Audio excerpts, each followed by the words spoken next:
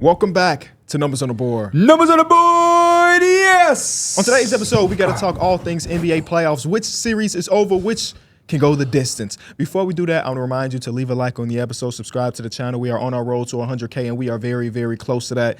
Go over to the audio platforms, give us 5 stars. It goes a very long way. And this Tuesday, the Enjoy Basketball brand are dropping, we got a spring collection. Pierre is sporting the hoodie. You can't really see it too much, but he's sporting the hoodie. You could go over to Enjoy B-Ball on Instagram, on Twitter to get all of the details. There's a hat. There's the hoodie. Oh, he's good enough for the camera. Come on, that's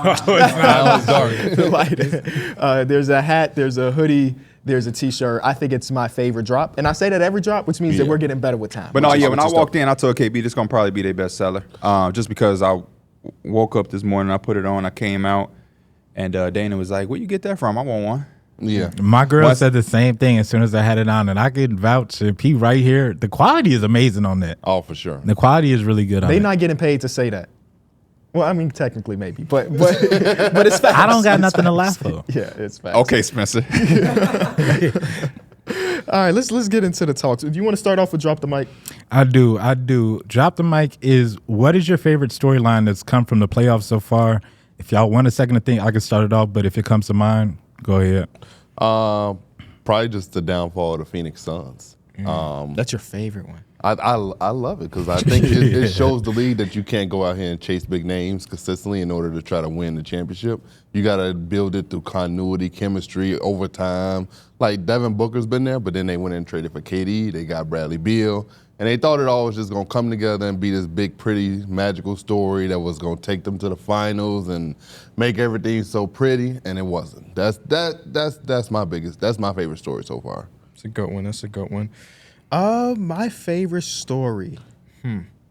My favorite story might be the opposite of that, and it'd be the Minnesota Timberwolves. Oh, yeah. Because they have just been so dominant through these 3 games that, like, for a team that had its question marks going in, I don't know. I mean, next round they got to go against Denver. That's a whole nother beast. But a lot of the question marks about what would Rudy Gobert do against, a team that shoots a bunch of jump shots. Dead. He's been the second best player in the entire series. Yep. The fans have been going crazy. I mean, it's a fan base that hasn't seen many playoff appearances over the last, I guess, ever since their existence. And they got Anthony Edwards, who said yesterday that he's just trying to kill everything in front of him. And you see that every single game. My favorite storyline is also the opposite of Darrick, but not the Timberwolves. It's the Nuggets.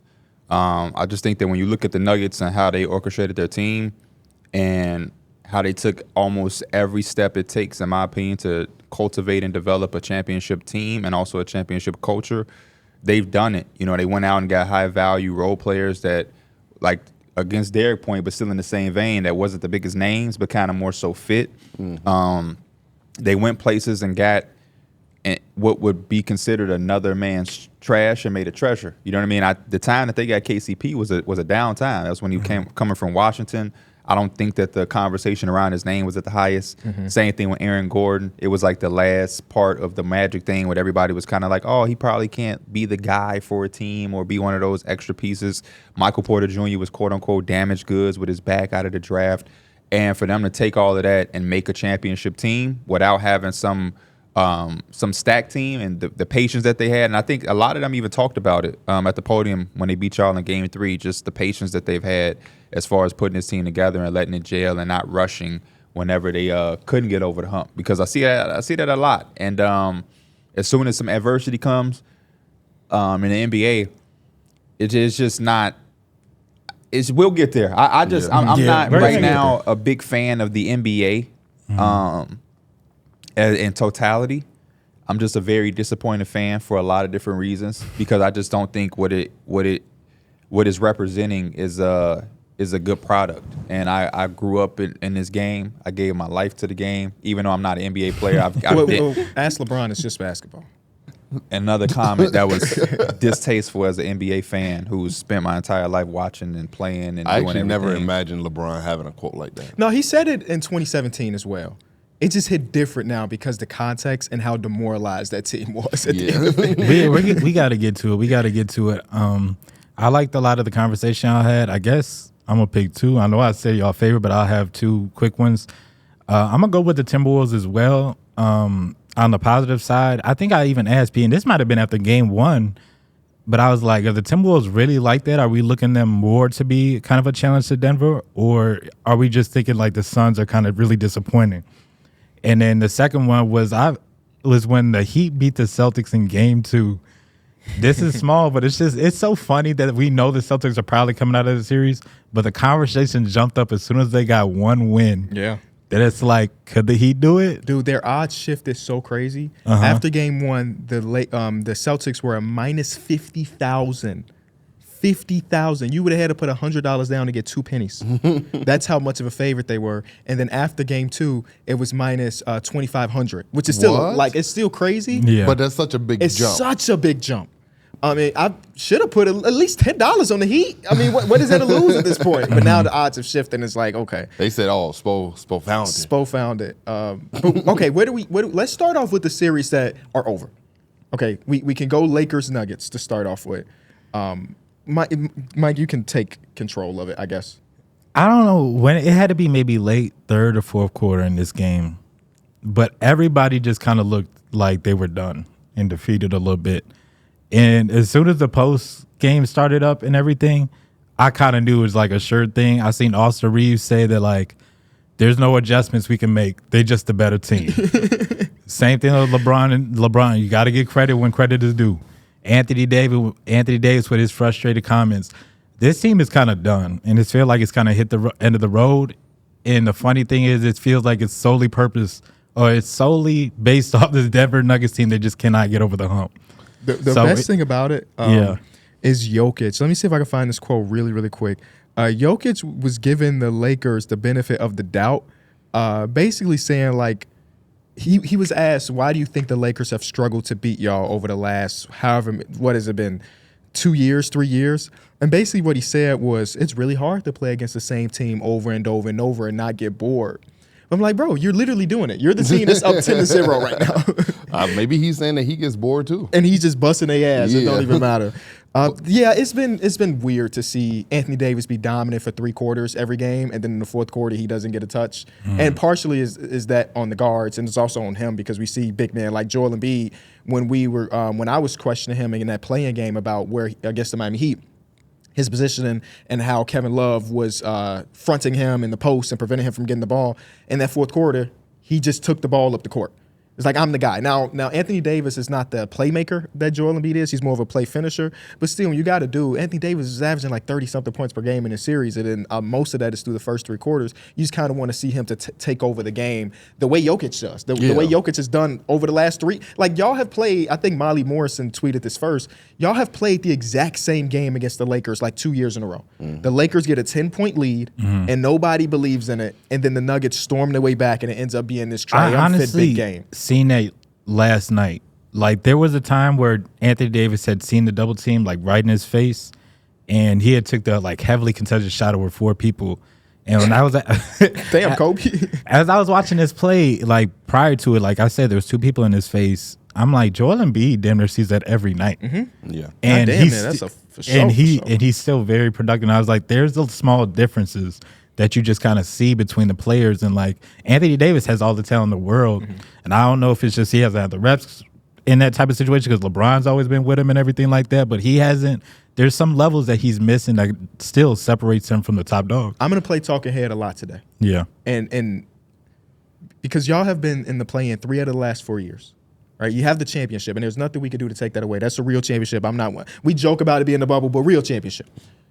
The rest of the time has been awful. You had the conference finals appearance, and they decided to run it back. And I enjoyed their offseason. I thought they did well. But in my mind, I guess I didn't see them having to go against the Denver Nuggets every single year. And then if they do the same thing again, which I'm assuming they're not, they're going to go out there and try to chase that big-name player. It's only thing Rob Pelinka's been talking about since the goddamn deadline. We got 3 first-round picks to trade this offseason. You still have to go through Denver. And I don't care who you acquire, unless it is goddamn one of the top 10 players of basketball again. It's going to be hard for me to see this team with LeBron James being 40 and Anthony Davis not getting touches in the fourth quarter for them to be able to compete with Denver. So where do we go from here? Where do we go from here? Is one of the questions that the front office got to ask, and I think it honestly starts with what LeBron James' decision is. He's got his player option. D'Lo's probably not going to be there no more. We do have a lot of people that's on small contracts or not going to be here. So it's going to have to reshape the roster. But luckily we have Anthony Davis still under contract next year. I think it honestly starts with LeBron James. I think the longer y'all prolong this, as an organization, I think it hurts you a little bit. Like, financially, you're going to bring in a lot of money because you got LeBron and Anthony Davis. But realistically, if you trade those 3 first-round picks and you have another upsetting season, you just traded 3 first-round picks, and now you've messed up your future as an organization. And I guess when you look back at it throughout the years, you're going to be like, we got that one championship. Like, is that really all worth it? I guess if you do get the one, you get addicted to it, and you kind of want to keep swinging. Addicted to the finals like Chris Paul. Yeah, but like at some point, you got to sit back and be like, okay, we won one with this core, but is the time over, and should we move on? This is the day. August 6, 2021 is the day that this Lakers team died. That was the day that they traded Kentavious Caldwell-Pope, Montrezl Harrell, and Kyle Kuzma in exchange for Russell Westbrook. Even here in 2024, you're seeing the ramifications of that trade because Russell Westbrook eventually gets traded. That's how you bring in D'Angelo Russell and Malik Beasley and Jared Vanderbilt. You are still seeing everything from that trade. And the best version of y'all was when you saw Bron, you saw Anthony Davis, and good role players that fit, and that was Kentavious, that was Kuz, who got his little tweets off the other night. Caruso. And you sacrificed all of that to go get the name. And again, though Russell Westbrook is across the town right now, across the locker room, you're still seeing all of that. Because every single, it's a domino effect, it's a butterfly effect. If you don't make that trade, then Kentavious don't end up on the best team in the league, the best team that's built in the association. And KCB felt so disrespected when they traded him because he was such a big part as to why they won that championship. And he was clutch sports. Yes. And here we are today. And I don't know if there's a move to make you better than Denver. I just don't. I don't think so either. The They were talking about situation is this. When they go, where is the Olympics going to be at this year? Paris. When they go to Paris, and I'm being so serious, LeBron James, Steph Curry, and Kevin Durant are all going to be there. If I was in LeBron James' circle, if I was like with Rich Paul and Mav Carter and all those guys, I would tell LeBron he need to go out there and talk to them. Yeah. He needs to really he first and foremost, he needs to ask himself, what is he trying to do? If maybe, I don't know, LeBron, maybe this is just, I love being a Laker. I like putting on this purple and gold. And if that's what it is, then you just continue to do your thing and you try to win every year you can. But if you can't, it is what it is. But if he is trying to win and go out on top, he needs to really consider not only leaving, but also going to team up with somebody like Steph Curry. I'm just keeping it all the way real. The Warriors tried to trade for him this deadline. When I look at the Lakers, they suck from top to bottom. If you're not going to get rid of the entire establishment, you're just going to keep having this rinse and repeat. And that's why I'm starting to get frustrated as a fan, because I don't even know why I give this team any fucking attention. I'm sorry for my language. I just don't know why I give them any attention. Since the championship. I feel like the expectations are always high. We kind of buy in, and then it's just repeat. Like mid-season, we're like, this is not it. Yeah, I think the last two seasons we've all been excited for the All-Star break. Good off-season, slow start. They start to ramp it up. Could they be the dangerous? coach fault. And then that's it. It's always the coach fault. It's the coach fault, and then it's that point guard. You had Russell. Now you got D'Angelo Russell. Then it was Frank Vogel. Now it's Darvin Ham.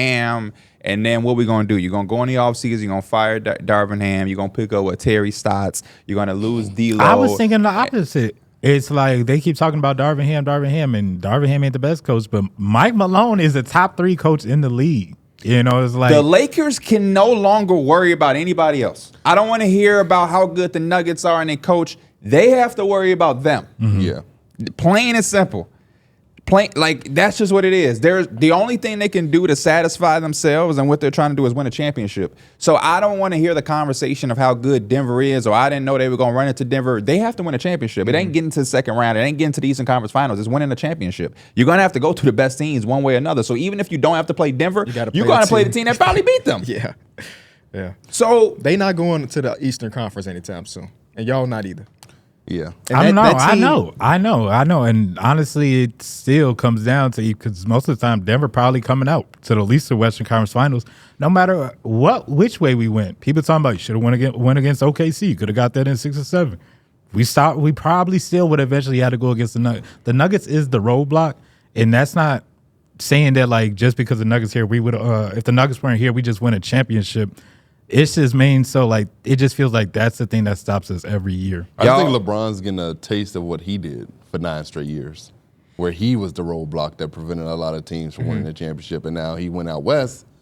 Now he's seeing that there's other roadblocks throughout the league just because he got older. Is he? The Denver Nuggets are the reigning champions and they doing their thing, but are they just this roadblock for the rest of the NBA? They just dominating the Lakers. I think they might be. I hope. Yeah. I mean, I would love for them to be, but LeBron did 9 straight years. They But I know, just but on year 1. No, I'm saying that it's probably starting to be that way. I think they starting to hit their stride. I don't know if they're going to get 9. They're not going to get 9. No, but they still, for like this next few years, will be the roadblock that you're going to have to beat them in order to get to Well, the I mean, championship. the Golden State Warriors did this. Yeah, the Golden State So, I Warriors mean, did it too. this ain't really nothing new. I just think the we're Lakers. seeing a change in direction. I just think the within Lakers suck. It's- I really think the it's Lakers just- suck. I think I would have took the Lakers in a lot of series against other teams. I think that I would have too, but now I see this and I'm like, why would I have? Denver is so good that if their starting 5 is on the court, there's nothing you can I do. just also feel the Lakers just like basic defensive, like they make defensive mistakes. Yes. They just don't. They like will not stop the ball. They'll like Aaron Gordon dogged them on just straight wide open dunks. Thank you. Now you getting my energy, Dad. Come on. They literally like Talk basic, about it. Basic basketball necessities that you In need the in order to win. playoffs. Yeah, in game number 3, Aaron Gordon had 8 second chance points in the first half. Bro, And they when were y'all getting was dogged dogging on to start off the offensive boards by game, and then after that, it was like Aaron Gordon. I cannot fathom. And Boston did the same thing in their game that they lost, but they're a much better team than the Lakers.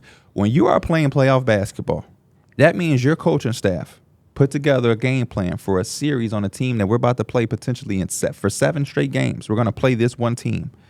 How are there certain miscues?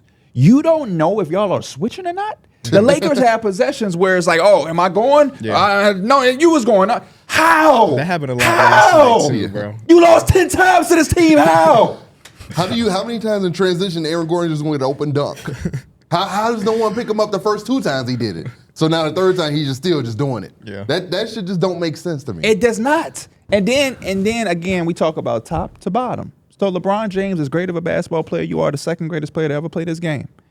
You fall in line with some of this. Yeah. Oh, I for am sure. I am so sick of the body language and the huffing, the puffing, and the Like the play when he you dribbled don't off- box out. Yeah. You had a miscue right there. You was the last person back on defense right there. Yeah, D'Angelo Russell took a nut-ass shot in transition that early on the right wing, 3-point shot. When he was I 0 for agree. 7, yeah. Yes, Yeah. I agree that was a You know, nut-ass I mean- shot. I probably would have puffed and puffed too, Bron. This is but my damn, thing, at though, some P. point, accountability has to be had for LeBron and Anthony Davis as much as it is for anybody else. And you know the other thing I'm irritated with that's a part of this culture in the NBA right now? I don't want to go at nobody integrity and say anybody ain't hurt. That's not what I'm saying. But right now in basketball culture in the NBA, they are making it look cool to be hurt and not playing. I'm so sick of people who haven't played and they on the sidelines, fresh as hell, every game looking like it ain't eating them up to not be playing. If my team is down 3-0 and I am a former lottery pick who can't really stick in the league, I've been on a bunch of several teams. I'm talking about Cam Reddish. Okay, I'm like, wait. Okay. But he ain't the poster child. I seen him and it made me think of like, I see so many guys that just be fresh as hell. There is no like, damn. I know where you're coming from. I I'm feel the different. same way for. I'm I feel different. like I watched Vanderbilt the whole year. He been on the sideline, fresh as For hell. sure. And But he I been mean, hurt. let's He be been real. hurt. We would do the same shit. Kentrell. He been hurt, In the but I regular feel it, season, though. do not get me wrong. I will put that shit on. I will put that shit What do you want? on. You want him to wear just like a Lakers jumpsuit? At a certain point, when my team is playing that bad, I would be out there. I would be on some Kawhi Leonard shit in a straight jump shoot, and I would have some type of look on my face. There would be something that somebody could feel from me. I just be saying, and I'm not pointing out these guys. I'm just saying when I seen Cam Reddish, it sparked in my mind like, why are there so many players in the NBA who are so comfortable and don't seem like they are affected by not playing in these moments? The regular season is one thing, but it be certain guys who have injuries and we work in the NBA. This is our job. I don't even know what's going on with him, Darrick. I don't even know what's going on. Then you go look, all right, his ankle hurt. He got soreness right here. His finger is jammed. I don't think that's... man, that shit weak to me. That's not it, man. That shit weak to me. That shit weak. You don't have to. You don't have to like it. I'm talking for me. No, that no, shit for sure, weak, for sure. man. That shit weak. I don't give a damn what nobody's saying. I'm not even here to argue it. That's my stance. It's too many people that's just okay with not hooping. But how would he know? This How culture do is we know weak. he's okay with it though? Because he put on the outfit. Because it happens so much. I think Cam Reddish, he has played, 20 games in the last 60? But Contrell, Vanderbilt's played 10 games. This is why it's dangerous. You have to listen. All I said was when I seen them, it sparked it in my mind. I'm not saying Cam Reddish don't want to play. I made that very clear. You said he's okay with it. No, I'm saying when I seen him, that made me talk about the culture that's in the NBA, not him. You're taking it as him. No. Fuck the names. Yeah. But that's based on the fact that he had a fit on?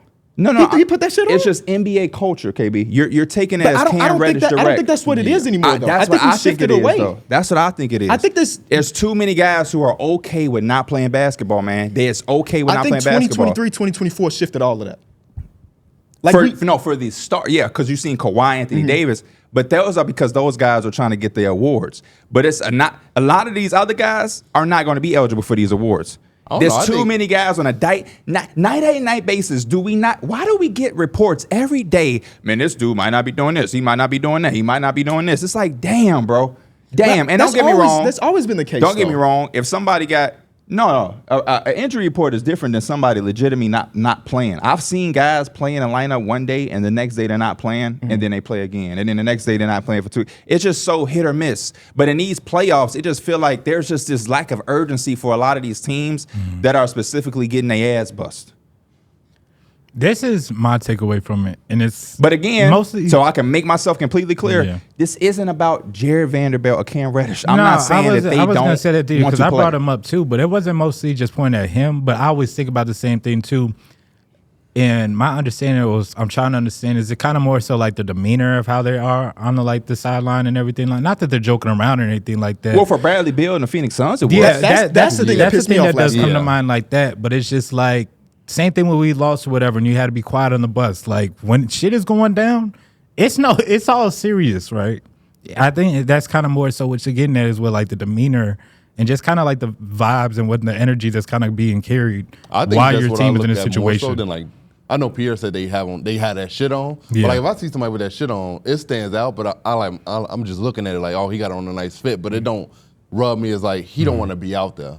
Like I think those dudes they hungry to be out there. Like I think, like for example, I think Cam Reddish want all the minutes he can get. He been bouncing around. When he was playing his ass off.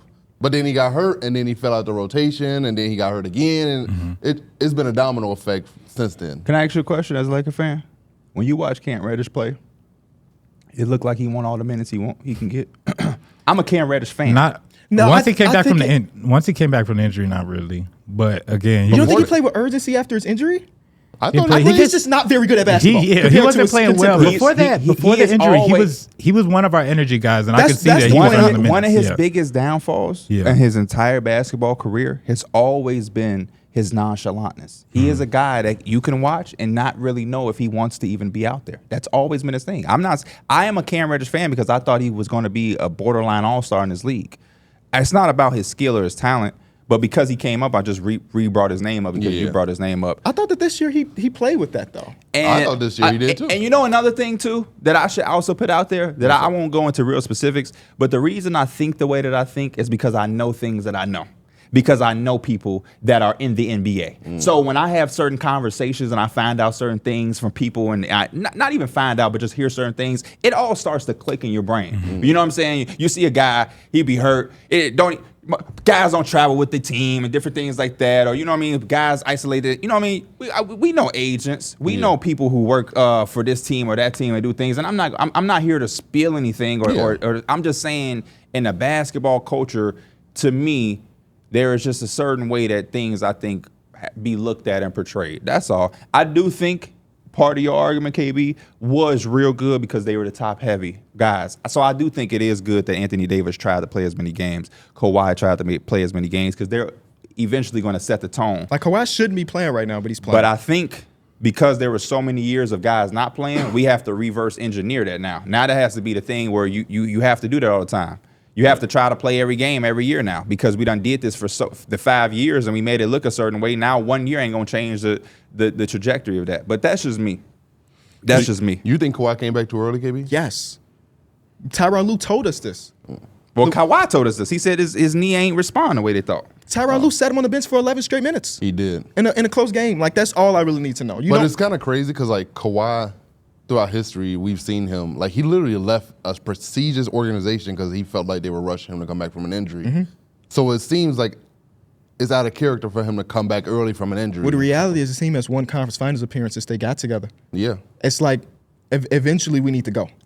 And if I'm 50%, hell, I just saw Joel Embiid drop 50 points, and he has Bell palsy. And a bad knee. And a bad knee. They said he's 60% on the season, on the series, and he has 50 points. Well, I need to try to play my ass off because if Joel can do it, who always has these type of things in the playoffs, then, hey, I need to try my best too. And he probably got into that game yesterday, played a little bit, did not look good, and Tyronn Lue was like, maybe it's better if we did roll with Norman Powell, who had 20 points. Maybe it is better if we roll with this dude. Because I thought at the end of game number 2 in the fourth quarter, Kawhi Leonard looked pretty okay. Yeah, he got a steal breakaway dunk. He had a drive through the lane dunk, and then game number 3 he had a alley-oop dunk. And I was like, okay, he feels okay. But I forget who was calling this game. Maybe it was Doris Birkenham. I think that was Doris Birkenham. And they made it very apparent. It was something I didn't even really recognize. Like, Kawhi Leonard has been on the bench for 8 straight real game minutes. Yeah, and eventually that number got up to 11. 11 minutes off on the bench for your best player just means that he's not ready. Yeah. That's all it really means. He was checking in with like 5 minutes left in the game when they were already still down like 15, almost 20 points. And the energy was already just too low. And you could tell it wasn't like he was bringing them back in just because it's like, we need him to rescue this game. It's like, we're just going to bring him back in because see if something can happen with it, you know? The thing that confuses me is just because they won game 1. So usually when somebody comes back too soon, it's because we lost and there's a sense of urgency. And don't get me wrong, the Mavericks definitely ain't a team to sleep on. But after you win one and you get that comfort and that the team showed that they had a little flow and some rhythm without them, I would have let it ride until we literally felt like we had our back against the wall. Because, now you bring him in, he messed up the flow. I don't want to say he messed up the flow, but you add in he an just extra didn't really mouth. have his rhythm, and it's hard to get feed. that mid game, especially in the playoffs. When you're talking about returning against a team that's like Dallas, is really good. They're fully healthy. They've been playing basketball really good for the last like month or so. So like you're putting Kawhi in there and telling Couple him to go months against since All-Star break, really. Yeah, This just rung a bell in my head. The Mavericks prepared for Kawhi Leonard. They didn't prepare for without Kawhi Leonard. So they lose game 1 where Kawhi doesn't play. And they 2-0 with him. It's like, we know exactly what we want to do here. And they could be up 3-0 right now. They crazy. really could. Yeah. They don't really. That second quarter in that first game really is all that determines. 8 points. Really 8 points. And the Kawhi main definitely thing does is mess up the rhythm though. he has not had the backup. Like if the best player is struggling, usually there's a number 2 that like Joel Embiid, I wouldn't call struggling because he still had 35 points in game number 2. But then we saw Tyrese Maxey take over in that second quarter. Like, oh, okay, he gonna settle some shit down. He gonna keep us in the game, and then ultimately they end up losing. I mean, James had a good first half. Yeah. After that, he wasn't on anything. Paul George had 5 fouls in like 12 minutes. That's what I thought we was going to is when you said number 2 is Paul George is supposed to be that. Yeah. Paul And George their is number supposed 2 to be right that. now is really like Zubac has been number 1. Yeah. I thought number the exclamation mark on the game is when Paul George got blocked by Daniel Gafford. Yes. I thought that was Oh, story of the yeah. game was right there. huge. It's just they didn't have enough that night. Yeah. You know? The battle of the paint has definitely shifted to Lively and Gafford, where in game 1 it was Zubac. Yeah. So that right there shows you the big determining factor of the series. The Who could defense has been dominate the amazing for the Dallas Mavericks. Yeah. Through 3 Shout out games. to Luka, yeah. Luka's been sitting in that chair. In game number 2, I wasn't here, so I'm sure y'all talked about it. Luka was saying, don't send help. Don't send help. Yeah. I'm here. I got this. And they did not score. I think they were 2 of 17 collectively with Luka as the primary defender. And none of those was Kawhi, Paul George, or Harden. James Harden. Like, that's different. And then in game 2, Kyrie Irving did the shit. Like, you remember with that first game when Kyrie Irving was going against James Harden? Yeah. He was really defending. He did that all of game 2 as well. And then last night, it was just incredible to see these dudes who have the reputation of not being good defenders say, like, hey, you got to watch me more. That's Stop playing with Jason Kidd, I didn't even man. hear that don't send help thing, but I honestly like that a lot, especially with this one-on-one defense. And I know you can't always hold the best players. I've seen a lot of lazy double teams and like lazy traps that just give up a lot of Yeah, points. because you watch a lot of Lakers.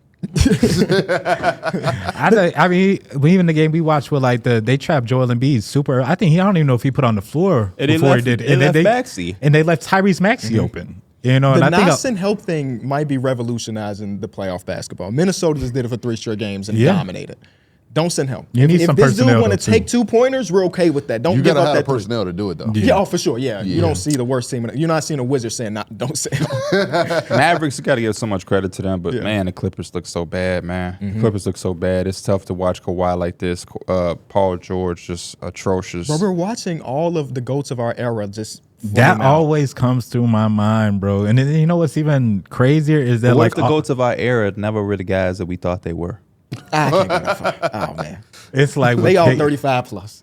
You're right. Traditionally, 35 plus in the NBA is like, is he gonna be the 12th man on the roster? You're right. Those dudes still average 30. I'm just off. I won't smoke all that stuff. But what makes it even like cooler to see is just it's like the young guys taking them out. Yes. Like Yeah. it's It's Luka, it's Shea, it's Edwards. Timberwolves. Or I said Timberwolves. Some It's of our Anthony guys are Edwards, yeah. fragile, though.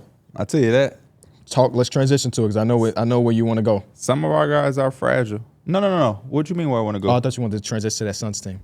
Oh, Let's talk about it. We could transition. Shout out to it the all, Mavs. It all worked to That everybody. series is not over, by the way, but the Clippers look kind of dead right now. Yeah, I this other series is Oh, over. I thought you were talking about the Suns Mavericks series haven't had not one of over. their best offensive games yet either. Yes. That offense can explode. I think they Luka hit and Kyrie 101 yesterday. Yeah, Like, it's Luka and not like Kyrie they're can going really go crazy. crazy and blow this open. Let's talk about the other series. Hopefully that's they completely don't, over. though. Minnesota Tim was up 3-0. And If they can win that series without having to really get in a bag like that, it's going to be a real strong statement. Before we even talk about how shitty the Suns have been, I want to spend 2 minutes talk about the Minnesota Timberwolves and how great they have been. Well, I told people years ago, don't sleep on the kill. Yes, you did. Hey, look at it The all better coming. Alexander. Look at it all coming out. I man. told the. I think when we did our prediction episode, all 4 of us went Suns. And because we all went Suns, I flipped last second. But I thought Suns. I'm not giving myself that. I did out. too.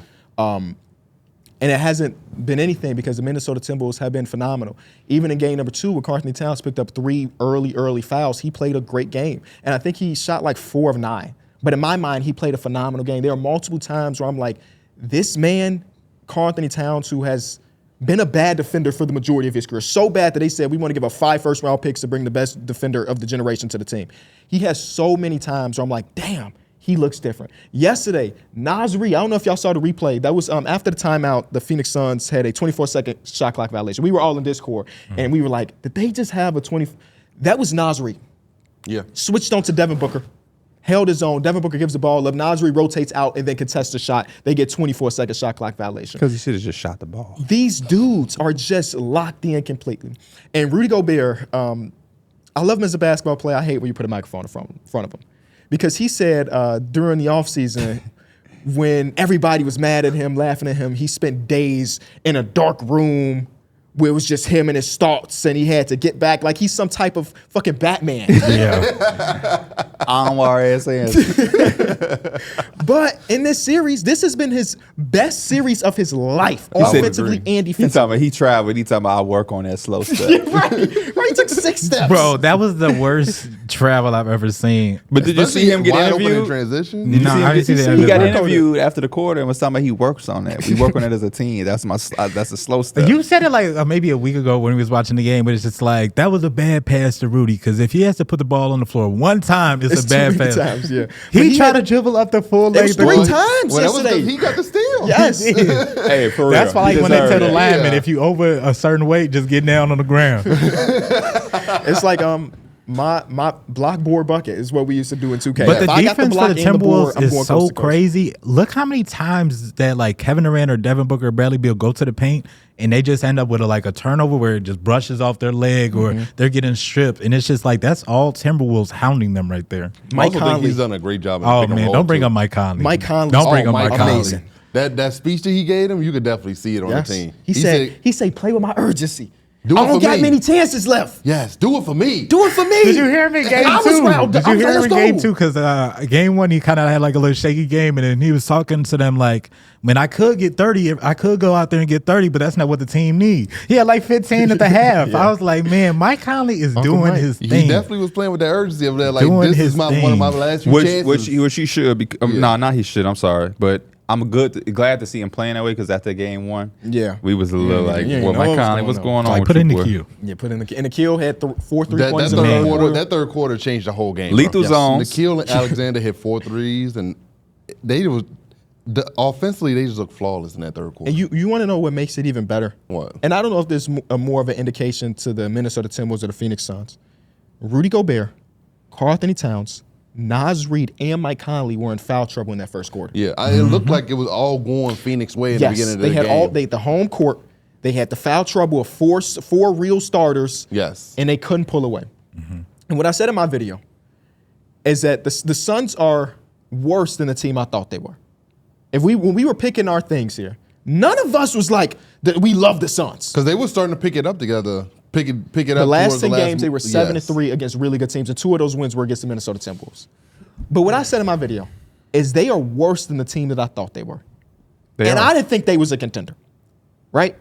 And I don't know if that's more because of how good Minnesota is or how bad the Suns are. Very similar That's the thing to question Denver Mike Nuggets. posed. Denver Nuggets are the best team in basketball. I don't know them dominating the Lakers is more of an indication of their dominance or how bad the Lakers are. The Lakers are bad. And I think that's how I feel in this Wait, no, that's feel a like- good one because the Nuggets are damn good too. The Yeah. Nuggets are good. I think it's no, KB. We know the Nuggets are dominant and great. We know that. I thought it was Also, more I feel so. like with the I thought it was more Suns- so Denver. Yeah, they're a great team. With the Suns, I think we're also seeing a lack of depth. Like their second unit is pretty bad. They're giving ball minutes at this point. They had a don't little really have- energy too. Shout out Bobo. Yeah, but like realistically, that second unit is ass, bro. Like there's nothing they can't compete with Nikhil Alexander and Nas Reed. Well, I got on this podcast, but it was a former podcast name years ago, and I was saying we should have seen the depth of this type of team building. We won't, by the way, because the Lakers are going to do it again. Yeah. But the Clippers, Yeah. the Nets, now this. The Nets, I'm putting a little star They just because they couldn't get actually had healthy. depth too. They had Claxton, they had young Bruce Yesterday, Brown. I was they in had the real- Discord saying I really think Kevin Durant should have stayed, even with Kyrie getting traded. Like that could be me being a selfish fan. That could be hindsight. I just never liked Kevin Durant with the Suns. It just doesn't look right. It doesn't feel right. It doesn't seem like he should be there. And I know it's just my opinion and my thoughts. Kevin Durant could care less. You know what I mean? But it just never seemed. I think about that with the Beal trade, honestly. Like I feel like that was such a forced trade just to make something happen. And I don't know the other avenues, but I just wonder what were they? Because honestly, I would have probably went a different route. Yeah, And I it's know just- they it's not definitely- it's Just to hindsight. upgrade the center, and I mean, actually, It was Chris Paul. We What talking was about Chris Paul? the That was Nuggets a trade? they traded Chris Paul to get Bradley Beal. Yes. But I probably would have just stuck with Chris and Aiden. Yeah. I just thought that Bradley much as we Beal talk shit about replicates so Aiden. like he doesn't change the shot diet or variation or anything. Like his job, honestly, they brought him in to be more like you could be a playmaker, you could be you can get to the paint more instead of just being a natural scorer. Mike, that might be the best thing you said on this podcast today. His What? press conference was him basically saying, "I'm gonna be Darrick White," wasn't it? I want to log in, play No, defense that was again. D'Angelo Russell. I know. Oh, I'm I saying don't know. I his, didn't see Bradley Beal. his press conference was Oh, basically. But I think they Yeah, even brought him saying in. the They same they thing. even Yeah, looked he to did. Oh, he him was to like, be this more is, like this is Devin's team. Yeah, and he I'm said not he's trying- gonna play point guard and like sit down in the. Yeah, he said he was gonna be a defender. He said basically what D'Angelo Russell said without saying, "I'm going to be Darrick White." When I said that was the smartest thing you said, you were talking about the shot diet. He doesn't change the shot diet. And that was one of the things that I was interested about when they brought in Bradley Beal because Kevin Durant doesn't get 2 feet in the paint. He's the best mid-range shooter almost ever. You know, that's who he is. Devin Booker also high on that list. Bradley Beal consistently over the last decade has been able to get to the foul line, but also get to the paint. But in this series, when the paint is being protected by the 7'1" Godzilla type of guy, that shot diet is now like yesterday. He had a very good end of third quarter, fourth quarter. He had like 5 threes. But other than that, the Bradley Beal experience. And It's they're gonna be hard still to get to the missing paint that when true Nurkic point is in guard, that and mode. they're still missing that true point guard that's just going to naturally get people involved. I feel like Devin Booker and Bradley Beal and obviously KD, they can always make the pass, but it's just a better game for them to take those shots and all that. And just like, damn, now we got to get other players involved, and when we need them down the stretch, it's more so just like let's ISO it out. Yeah. And a lot of those is going to be tough middies over really good defenders while they're getting different shots and points in the paint on the other side. Okay. It's going to get real negative.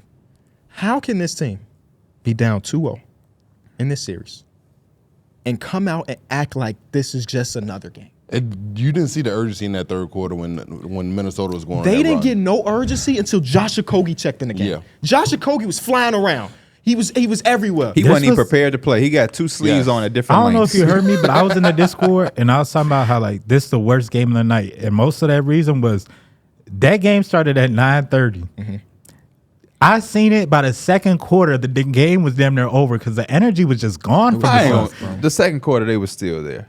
The energy is All just, right, give it to the third quarter Yes. then. Like give if- it to the and third And then in quarter. that fake run in the fourth quarter, I didn't really feel No, like that. it wasn't there. I was It not- wasn't there. Those shots had no pressure to them. This is just like we got to try For to sure. do something because our back After against the seeing wall. Brad Beal laugh with IT at the timeout, trying to do whatever he was doing at the free throw line with Anthony Edwards, I checked out of this game. There was multiple possessions where the Minnesota Timberwolves just got a wide open look in the third quarter, and they showed a replay, and it's like Brad and Devin looking at each other like. One of y'all said in the Discord, it really did seem like and I know we do this a lot, but like in the 2K on run where when it rains and pours, it just seemed like that. Minnesota just had their team take over. Hasn't done anything. Rudy had that dunk. I kept saying, I was like, bro, look at the people in the crowd and look at the fans' faces. They were zooming in. Everybody had a frown on their face. Everybody got their head down. James Jones is in the booth. Oh yeah, with his son. Every time the Timberwolves got a bucket. Yes. He had his Apple Pencil drawing up trades. Rudy Gobert got an N1 dunk, and Nurkic just like pushed him, like slid him out the way, like, man, move, man. Nurkic has not had much impact on this series at all. It's hard to. Your boy? You're not very good. Yeah, unfortunately. We was talking about. I wish he was in the Discord. What? He was trying to Isaiah Hartenstein. Yes, he was. You fought for him a lot against somebody. Did you hear? Who did he fight for? Nurkic over? Over Rudy Gobert. Oh yeah, I remember that. This is when Nurkic was actually good. You mean when Rudy Gobert was the back-to-back DPO? Wow. Yeah. Okay, cool. You try to put When he him made over- All-NBA 13. That's when you was You try to arguing put against him over Jonas Cool. Valanciunas too, who has been feasting on the Pelicans. No, the Thunder. they both have just not done it. No, Val been eating against Did y'all the hear Gave what up they every said one of them points. Nurkic's nickname was? They referred to Nurkic as Thick on load. the broadcast. Yeah, thick load. Big load. Thick load. Who was commentating with RJ yesterday? Because Was that that's who Kevin said it. Harlan? But you can. I think Harlan was on the other call with Doris Burke and JJ. But RJ hit his mute button, and I know he was laughing. Yeah. I 100% know he was laughing. There's no way he wasn't. Also, speaking of this, Hubie Brown commentated the worst game of the season for me. Hubie was awful yesterday. I didn't want to say it because I love Hubie Brown. Yes, it might be time. There was a time where I got scared because something was said to him and he took a very long time to respond, and they were on camera. And I'm like, damn, is Hubie okay? He took it was like a pause. Hall of Famer though, but Like, man, Hubie, they're really getting after it with the 3-point shots, and he was like, I was like, whoa, hold up now. there was so many times in it where they were showing a replay He showed a lot of love to the Bucks too. to the Bucks. Yeah, he was in there like, man, Bobby Portis, he's a 15 points a night guy. He gonna get going eventually. I thought he was very heavy Pacers. He hit the yesterday. turnaround shot. He said, "That's Bobby Portis' Yeah, favorite shot." I mean, messing with, I like Hubie Brown just because I feel like it's no nostalgic. I like it too. Yeah, for sure. It's so nostalgic because I feel like I've been listening for so long, obviously. So that's why, I don't be minded. I feel like he's really he enjoys the game, so he two might enjoy different both times. sides. I love him too, because of that, and he's a former coach. I love Yeah. former coaches who Two different times he forgot to hit that mute button and he coughed, which is small, but that don't happen on air often. And then they were showing a replay to something. He was trying to break it down, and then they cut back to the game because the game came back. He said, "Oh well, I guess we're live again." I'm like, Hubie's out here going crazy." But I thought that even when the Bucks were scoring, in the third, fourth quarter, he was like, "That's phenomenal defense by the Indiana Pacers." And it's like an open 3-pointer for Chris Middleton. He said, "Doc looked good over there. He might ask to get a couple minutes." He didn't say that. Hubie's out here, man. Okay, we're gonna continue to give the bars to the Suns, but we got to hear a word from our sponsor. Why should you bet with Caesars Sportsbook? 2 words, Caesars Rewards. Every bet brings you closer to the type of benefits only Caesars can offer. Hotel stays, VIP experiences, sports and concert tickets, and more. It's not just an app, it's an empire. Welcome back in. The Suns have not done anything to warrant this level of I've been mean mugging Mike since the break. He just look at me and then look away. They haven't done anything to warrant this lack of urgency. I know you're Kevin Durant. You're one of the greatest ever. I know you're Devin Booker. You're one of the greatest actively. I know you're Bradley Beal. You averaged 30 once upon a time. But that's kind of it. Yeah, you saw. I feel like they seem too fucking cool without having done anything to warrant them being that cool. You know what's a cherry on the top though? I ain't never been swept in my life. Oh, Who said that? Bradley Beal. And he said After game 3, he was like, "We got to come out. I ain't never been swept in my life." Has he had 4 playoff series? But No, no, okay, I'm being. even You know what besides quote came to that, mind? you wait to 3-0 to say that they have that Yes. mentality. You know what quote came to So mind? now you just playing to not get That's swept. kind of ironic. It's from this series. I was thinking that when Kevin Durant had that quote that said hard work beats talent when talent fails to work hard, they outworking Yes. them. Yes. They outworking they them. outworking They them by went a into the mile. series we're the most talented team. We're gonna show that. Man, Finchie is not going for that. Anthony Edwards ain't going for that either. No. Anthony Edwards in that fourth quarter last night was just dominant. When they was making that run, he literally just got the ball and he either shot it or he got fouled. And he had that mentality that he really wasn't going to pass that motherfucker. He said, y'all going to lose by me or we going to win by me. My favorite moment was what my boy said. That boy Cat is some crazy food. He said, "Ooh, yeah." Anthony Edwards was giving him the DX sucker sign. Like, oh man, Cat Where he is get that becoming from? one of my favorites. Because I was doing that Joel. when the Knicks was winning in our stream. Oh. Now he watched the stream. No, I was just joking. Joel definitely do it. He does. What's do the it. fine for it? 15K? Something that they don't care about. It is a fine, but yeah, Right, yeah. a Rolex. Yeah, 15K. Yeah, 15K. And anything else about the Suns? Like, are we going to see them making significant trades? Well, what's Are they gonna unfortunate is that continuity? financially they kind of significant? They would have to trade one of the two. That's what I mean. When I say significant trades, I don't mean Nurkic. Oh, I'm not ruling out Because Kevin they don't Durant. have any first or second round picks until 2030, by the way. I'm not 2030. Man, they can't even get each. They have some swaps. They have some swaps, but like their own is what I mean. Yeah. They can't get EJ. I wouldn't be surprised if Kevin Durant is not on this team. And that's one of the reasons why I love Kevin Durant, because he don't care. He really don't give a fuck. Kevin Durant might go in the offseason and be like, yeah, I ain't really like Phoenix. I was talking to my producer Greg, who's a Warriors Rich, fan. get me out of here. He drew up some trades to try to get Kevin back to the Warriors. I think he should. I think he should consider. I really do think. I think that's the one team he won't consider. Considering Draymond saying we won with you, we can win without you, and then they did it again. for sure. Maybe they could squash that. Maybe. But also, Kevin, I agree part of with that because the only time he's won is with them too. Unless he Kevin go to the Olympics, talk to Steph and say, I'll come back, but you got to get rid of the other guy. Drake, Steph would be like, say less. Never thought you'd ask. But yeah, I really do think those guys should go to the Olympics and talk and click up because like this is bad, man. They got to go out. They got to form their own Avengers. Then they got to come back and I'm fight. so For Jokic, just to beat Jokic. I'm so disgruntled and discombobulated. Like, I had to go out at players for putting that shit on. I had to go. Like, I was just mad. Right, Pierre was like, he fresh as fuck. He don't care about basketball. For real. He was too worried about his fit this morning. He didn't even consider hooping today. For real, bro. Like, I just wish that That's if they the put whole that, head coming on. if they Jared put, Vanderbilt do be having it on. Oh, man. He do. He flies all. That's why I say Yeah. that's the first thing that comes He to don't mind. get 'Cause enough I swear credit. I seen him all season on the sideline. and he be don't get fresh. enough credit for his fits. But yeah, I just wish guys put as much energy into their game as they did their fits. True. Ben Simmons included. No, he's Yeah, ramping up and he'll be ready for I training think he's camp. gonna be back for training camp. It's been 8 months since he played man. basketball. Hey, If he's not ready in 8 months, you know what I'm saying? KB, it's gonna Josh happen Okogie- again where he's gonna be back in the lineup Josh and the height is Okogie- gonna And come Darrick is gonna believe the hype. up. Hey, the Nets gonna be decent. Josh With the Okogie Ben swayed Simmons the game contributing for them. What Josh happened? Okogie swayed He the might game play for 30 them. minutes in a couple days, no BS. He should. He's gonna play real minutes again. He swayed the Yeah, game for especially them. with no Grayson Allen. Yeah. He's probably gonna have to play. Oh, that could be why they lose and no grace. I'm just Yeah. joking. I'm Oh just boy.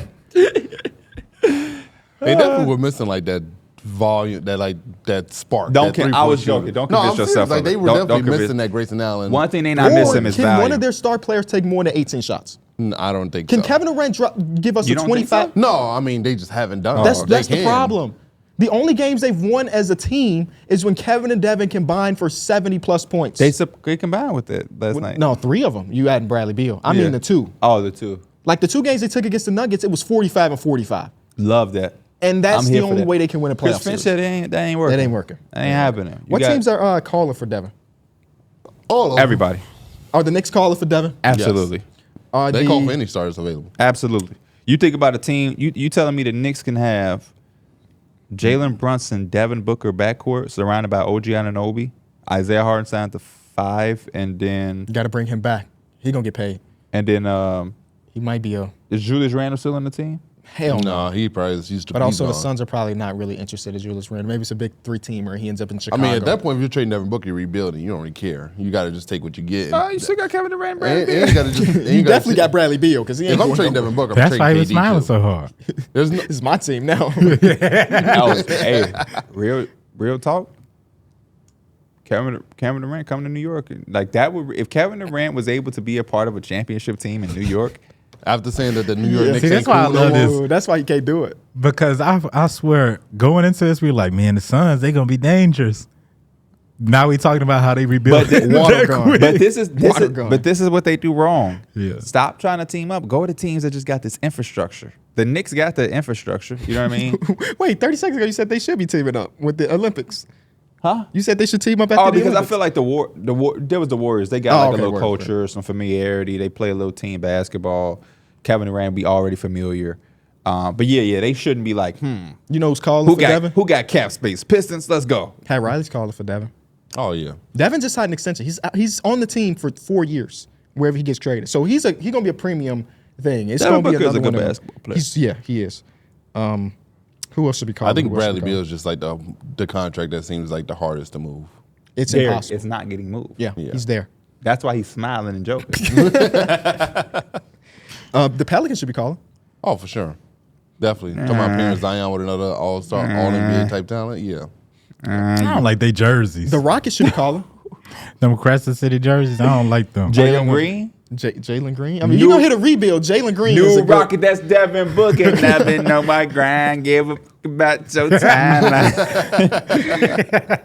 The Spurs should be calling. I think, hey, Yeah. get Wemby some help. Would you give up Devin Vassell? Hell yeah. For Devin Booker? Yeah. Yeah.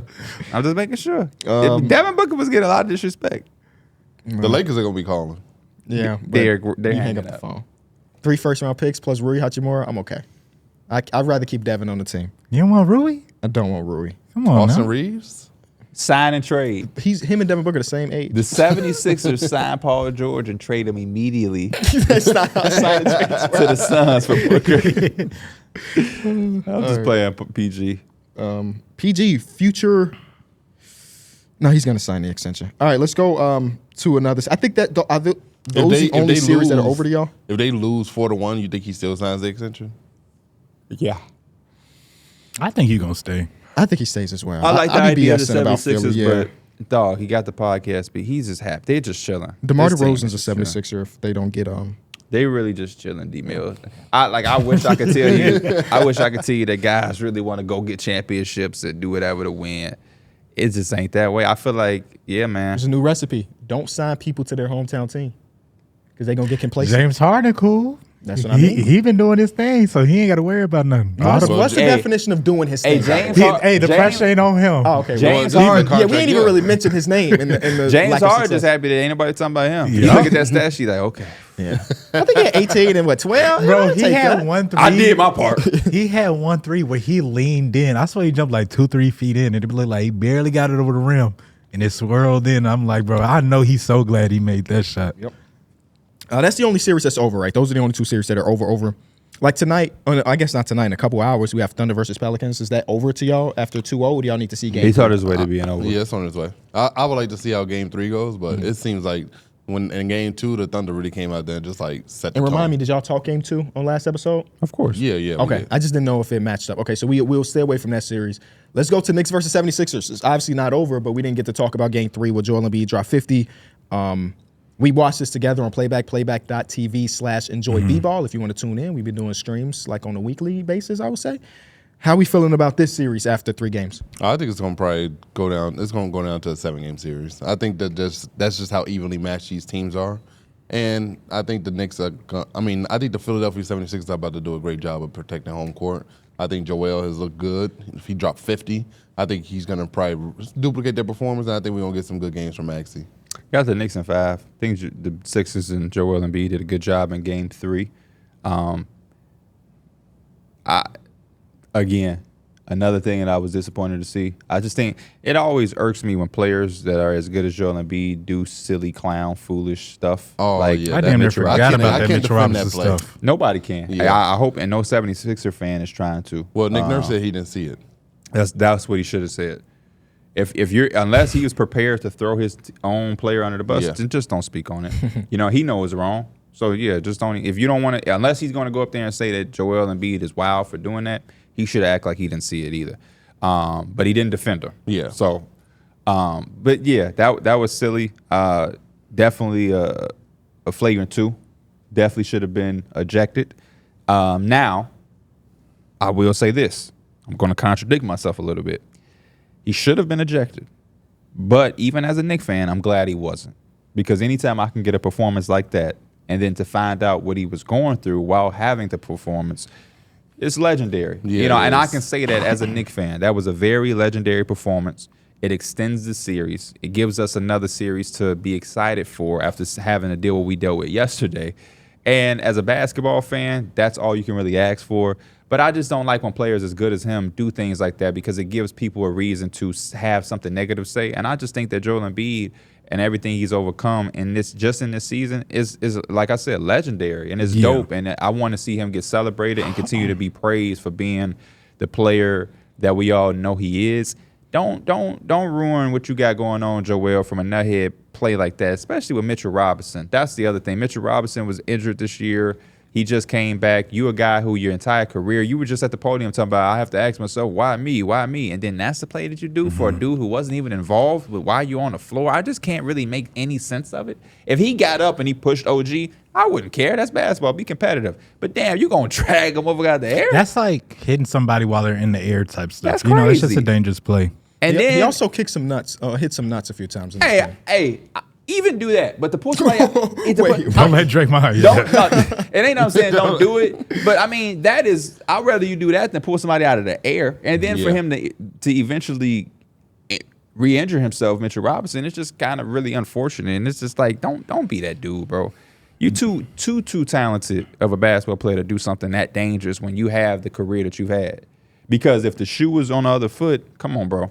You would do. We can barely contest your shot without you falling on the floor, let alone somebody taking you out of the air. If Mitchell Robinson does that to Joel, Mitchell Robinson is ejected. He's just dejected and can't play in probably the next game. Yeah. Without a doubt. And I don't think we have to lie and pretend that that's not the case. Yeah, it is. No need to. That's what the whataboutism is. Hey, The but fan you know- bases. Man, y'all weren't saying that when DiVincenzo grabbed Kelly Oubre leg. Boy, I don't give a damn. The good thing is, they swallowed the whistle there, swallowed the whistle in game 2, so it's even. The refs have held both teams, and subsequently that team won. So now that's it. Let's call it Nah, even. but this shit that happened in game 2 is nowhere near. Pulling somebody out of the air. I'm Well, not even I talking just about. missed call. Oh that led yeah, to I'm a not even win. talking about wins and losses. Like I said, I don't care. They won and extended the series. I'm happy. You know, it was a legendary game, but that was just That's wild. the thing, That was some 'cause- wild shit. Yeah, all that being said, though, I know nobody up here kind of agree with that stuff, and that shit is just something you just frown upon, what Joel Embiid did. But on the other side, I don't know how to feel, because I wish Mitchell Robinson I feel like would've the landed Knicks and really did kind of this. had this, especially going up 2-0. Like PJ Watt. But the Sixers responded really, I thought, really well in game 3. And Joel Embiid, to me, it felt like he's at 50% and he's dropping 50. He was just out there knocking down threes like casually. And He was just that's the knocking thing, them because down. I was talking about it on stream, and Anthony had sent us the stats. So shout out to Because you Anthony ain't in the gonna look at production. him at yourself. It said So shout Joel out to Embiid Anthony. in game 3 went 10 for 16 on contested shots, 10 for 13 off teammates' passes, 8 for 10 in the second half with an average field goal distance. And this is what most impressed to me is 20 feet. Most of his shots was coming from 20 feet. So you're saying the Knicks play great defense and just the better offense? I won? think it was just a 'Cause better if you offensive hold Joel player. Embiid from 20 feet for like the average of a shot, you did a damn good job if Yeah. you're the team. But what's crazy, he still shot 15 free throws. Yeah. No, what? No, It was he didn't. more. Well, it was 15 until they did the foul game, and then it Okay. turned Shot into what 21 20, free throws. 21. 21. He shot Oh, more yeah, free yeah. throws than our entire team. Which is crazy because he's averaging 20 feet jump shots. So, like, I don't know. Well, that's because shot attempts with fouls don't count as shot attempts. Oh, that's true. Yeah, you're right. But that's why I'm not really sweating as a Knicks fan. He had an Even incredible- without Mitchell Robinson potentially, He had the walking boot is I kind of mean, scary you to don't. me. Yeah, obviously that one. But as far as just a game 3, as far as the performance and everything, as he came on, he had an incredible third quarter where he was making the shots that you just tip your hat off. And what I loved about us is we fought, and for the most part, we answered. You know what Yeah. I'm saying? You got a 3 from Josh Hart, you got a 3 from Brunson, and 1 from Brunson. And I think it was the other players. It's not to take away from his performance, but Kyle Lowry made a big 3 in that quarter. There was like a short miss by Embiid. Oubre dunked back I was gonna say, I in. thought Kelly Oubre's energy was really good. When Oh, Oubre is campaign in giving, that second quarter. Oh, forget And then about that- it. Yeah, Payne in the second forgot quarter. about it. yeah. those Yeah, are the too. things where I'm like, True. do it again. They won by 11. How many you think Campaign had? 8. He had 11. They won by 11. He had 11. He'll do it again. So I'm still confident. Definitely can't sleep on him. I'm not saying we don't. Yeah. You know what I mean? And Don't. Jalen Brunson definitely got it going in that third game. He did. Yes, So- he did. Found his groove. We got to get Dante DiVincenzo going. But yes, the Mitchell Robinson thing is definitely going to be Do something. y'all that think we have Josh to- Hart ever comes back to reality with this 3-point shooting? No. Yes, he has to. He has to. Next I don't year. know if it's this season, Yeah. this series, but he's not shooting. He's not making 4 threes a game for the rest of No. this. He hadn't had a 4-3 game rebuke since you. January. I rebuke you. He hadn't had a 4-3 game since January. He's got in the 3 in a name row. of Jesus, I rebuke. I mean, and the Josh Hart strategy keeps is to shooting. give him those shots. Yes, so, yes. Yeah. But you know, Yeah, we'll see. All right, next series. We kind of brushed on it a little bit. It was Shout out Bucks to versus Tyrese Maxey, Pacers. too. Tyrese Halliburton hit the game winner in this one. Huge shot. Huge crowd for the Pacers, considering the game started at goddamn 4:30 Central. Yeah. Like, just I hated the fact Everybody that it got off started work this early. early. But they were there. They were loud. They were electric. Miles Turner had a phenomenal game. But I also thought that the Bucks played the better game, other than the Yes. first quarter, and then Yes. obviously overtime where they lost. Bro, overtime was the so in between nasty, yeah. was all Bucks. Yeah. And you it know was what's all crazy? Chris Middleton. I was Chris thinking too, because I know the Pacers won this game, but I was like, it makes me think that the Pacers is kind of like they squeaking by this team that doesn't have Giannis. And also Dame is hurt. Like he literally said in the fourth quarter, part of that fourth quarter in OT, he was just a decoy. And I kind of watched it back too. He wasn't doing anything but just kind of like barely running the motions. Yeah, it was especially all like, Chris Middleton. When that and- game went in play, Dame Yeah. didn't go near the ball. He ran to the opposite corner and just stood there. That's how you could tell he was literally just being a decoy. Then they That's say not Damian Lillard. They believe it's Achilles, Yep. Yeah. which is some scary Doc stuff. Rivers said that in the post conference. how you feel when you heard that? He fell to his knees. It's deflating. I fell down to my knees when the call came. Well, you said they barely beat him. I know they went to overtime. But game number 2, I thought they waxed their ass, especially Oh, when yeah, got to they that did. fourth- Game that number fourth 2 they quarter. did, yeah. In Milwaukee, too. Yeah. So it's interesting, man. It's interesting. I think my initial prediction was if Giannis misses more than one game, I took the Pacers, and he's missed 2. So shout out to Chris though, Oh, he's missed 3. because Chris You can't count. has been great, and you just look at it and say like, damn, if Giannis was here and Chris is looking like 2021 version of himself, what could have been? What could have been? But if that man, But not I even mean, running maybe that yet, gives you hope going into the offseason. Another situation. he signed his extension, so Another situation where Doc Rivers will have an injury. to just blame it on. I'm I'm telling not you, blaming this on Doc. my boy It's- Doc got the most unfortunate circumstances in coach His history, best player man. is banged I'm up. telling His you, second bro. best player Did y'all banged see up. the trailer for the TV show or whatever? I would damn near have a Yes, tweet bro. about it. Yes. You didn't see it? What TV show? Oh, Matt man. Barnes. Oh, no. Oh, that Barnes looks so bold. Where you been at? They're making a documentary series. I don't know what you call it. TV series about the Lob City Clippers. Okay. And they got Forrest Whitaker as Doc Doc Rivers. Who the dude that played Chris No, Paul? that's Lawrence Fishburne. Lawrence Lawrence Fishburne. Fishburne. Lawrence Fishburne plays it. And They got the cut the way they. the Blake Griffin dude looks so. I ain't see the crazy. I Blake didn't see Griffin. Blake. I didn't see Blake. all I just saw seen was the Matt picture. I saw a Barnes. picture. I of the see staff. Matt Barnes. Oh, I gotta go and see I it. seen Please Chris look Paul. at that, bro. Please. Let Chris Paul have a really bad game next season. Bro, It's over with. But the thing is, it They don't got the even like accessories. it don't even resemble him, bro. No. It don't like it look like some should be okay, a fake ass like this is a comedy. question though that I've asked before to my wife. When you're doing a documentary, would you rather the person that's playing the character look like them or be a really good actor? Because I remember that Tupac movie. The dude looked just like He Tupac, did. but his acting was a whole different question. Oh, it got to be a little bit of 50-50. You definitely Yeah. got to look like them. Yeah, because it makes it feel way more authentic versus it just not. Like I You feel need like the if somebody authentic walked feeling. in and didn't know what that was, they would think that shit is a Tubi movie. Yeah. You know? I mean, it kind of fucking looked like a Tubi Yeah. movie from the trailer to me. I ain't gonna lie. But anyway, anything else about the Pacer Buck series? How we feeling prediction wise for the rest of it? I think I'm still going Pacers. I think I picked Pacers in 6. Still feel good about Depending that. on it. It all depending on Giannis' health. Yeah. Yeah. I had picked Pacers. Do I feel good about it? Not really, just because I feel like that should have been a game that they didn't have to go into double overtime with. But now with Dame's Achilles, it does make it more so lean towards It Pacers shifted, for right? me. Yeah. Yeah. Next series, let's get to. Keep forgetting, yeah, it is Achilles. But it's just bothering them. You know, hopefully in 2 days, 3 But days. you yeah, I feel just better. hope it's not because like we saw Kevin Durant had that Achilles issue, and then he came back and he played that game, and then he tears. Was that his? No, that wasn't Achilles. That was a hammy. Right? Yep. and then he came It back turned and tore his into Achilles. Achilles. 4-5 matchup out east is Cavs versus Magic. The Magic fought and they smacked that ass, and they play in like 30 minutes. Y'all ever had like pain in y'all Achilles? No, thank God. When we was hooping the export one day, my Achilles was bothering me real bad. Did you sit down? I would after have that? set my ass. Yeah, I was hoop trying to hoop, again. and then I kept grabbing like, damn. And dude was like, man, yeah, you might as well chill. But it's like I can't believe Dame like played through it. That's what I was thinking, bro. Like, cause And it wasn't Especially obviously because in that third quarter, he was hot in that He's third 10 straight quarter. points. Yeah. obviously I didn't tear my Achilles, but just even a soreness is kind of because he said you really hard to can't like walk. explode it all or anything Yeah, like yeah. that. And like I said, when I was watching it back, because when you're first, we didn't know at first watching the game through, but watching it back, you see anytime he kind of does make it, he'll be like kind of grimace, or he'll kind of like, you look like he's being real careful on it. So he wasn't trying to do anything unnecessary to hurt himself. And he wasn't going to the basket either. He was literally just shooting threes. Yeah.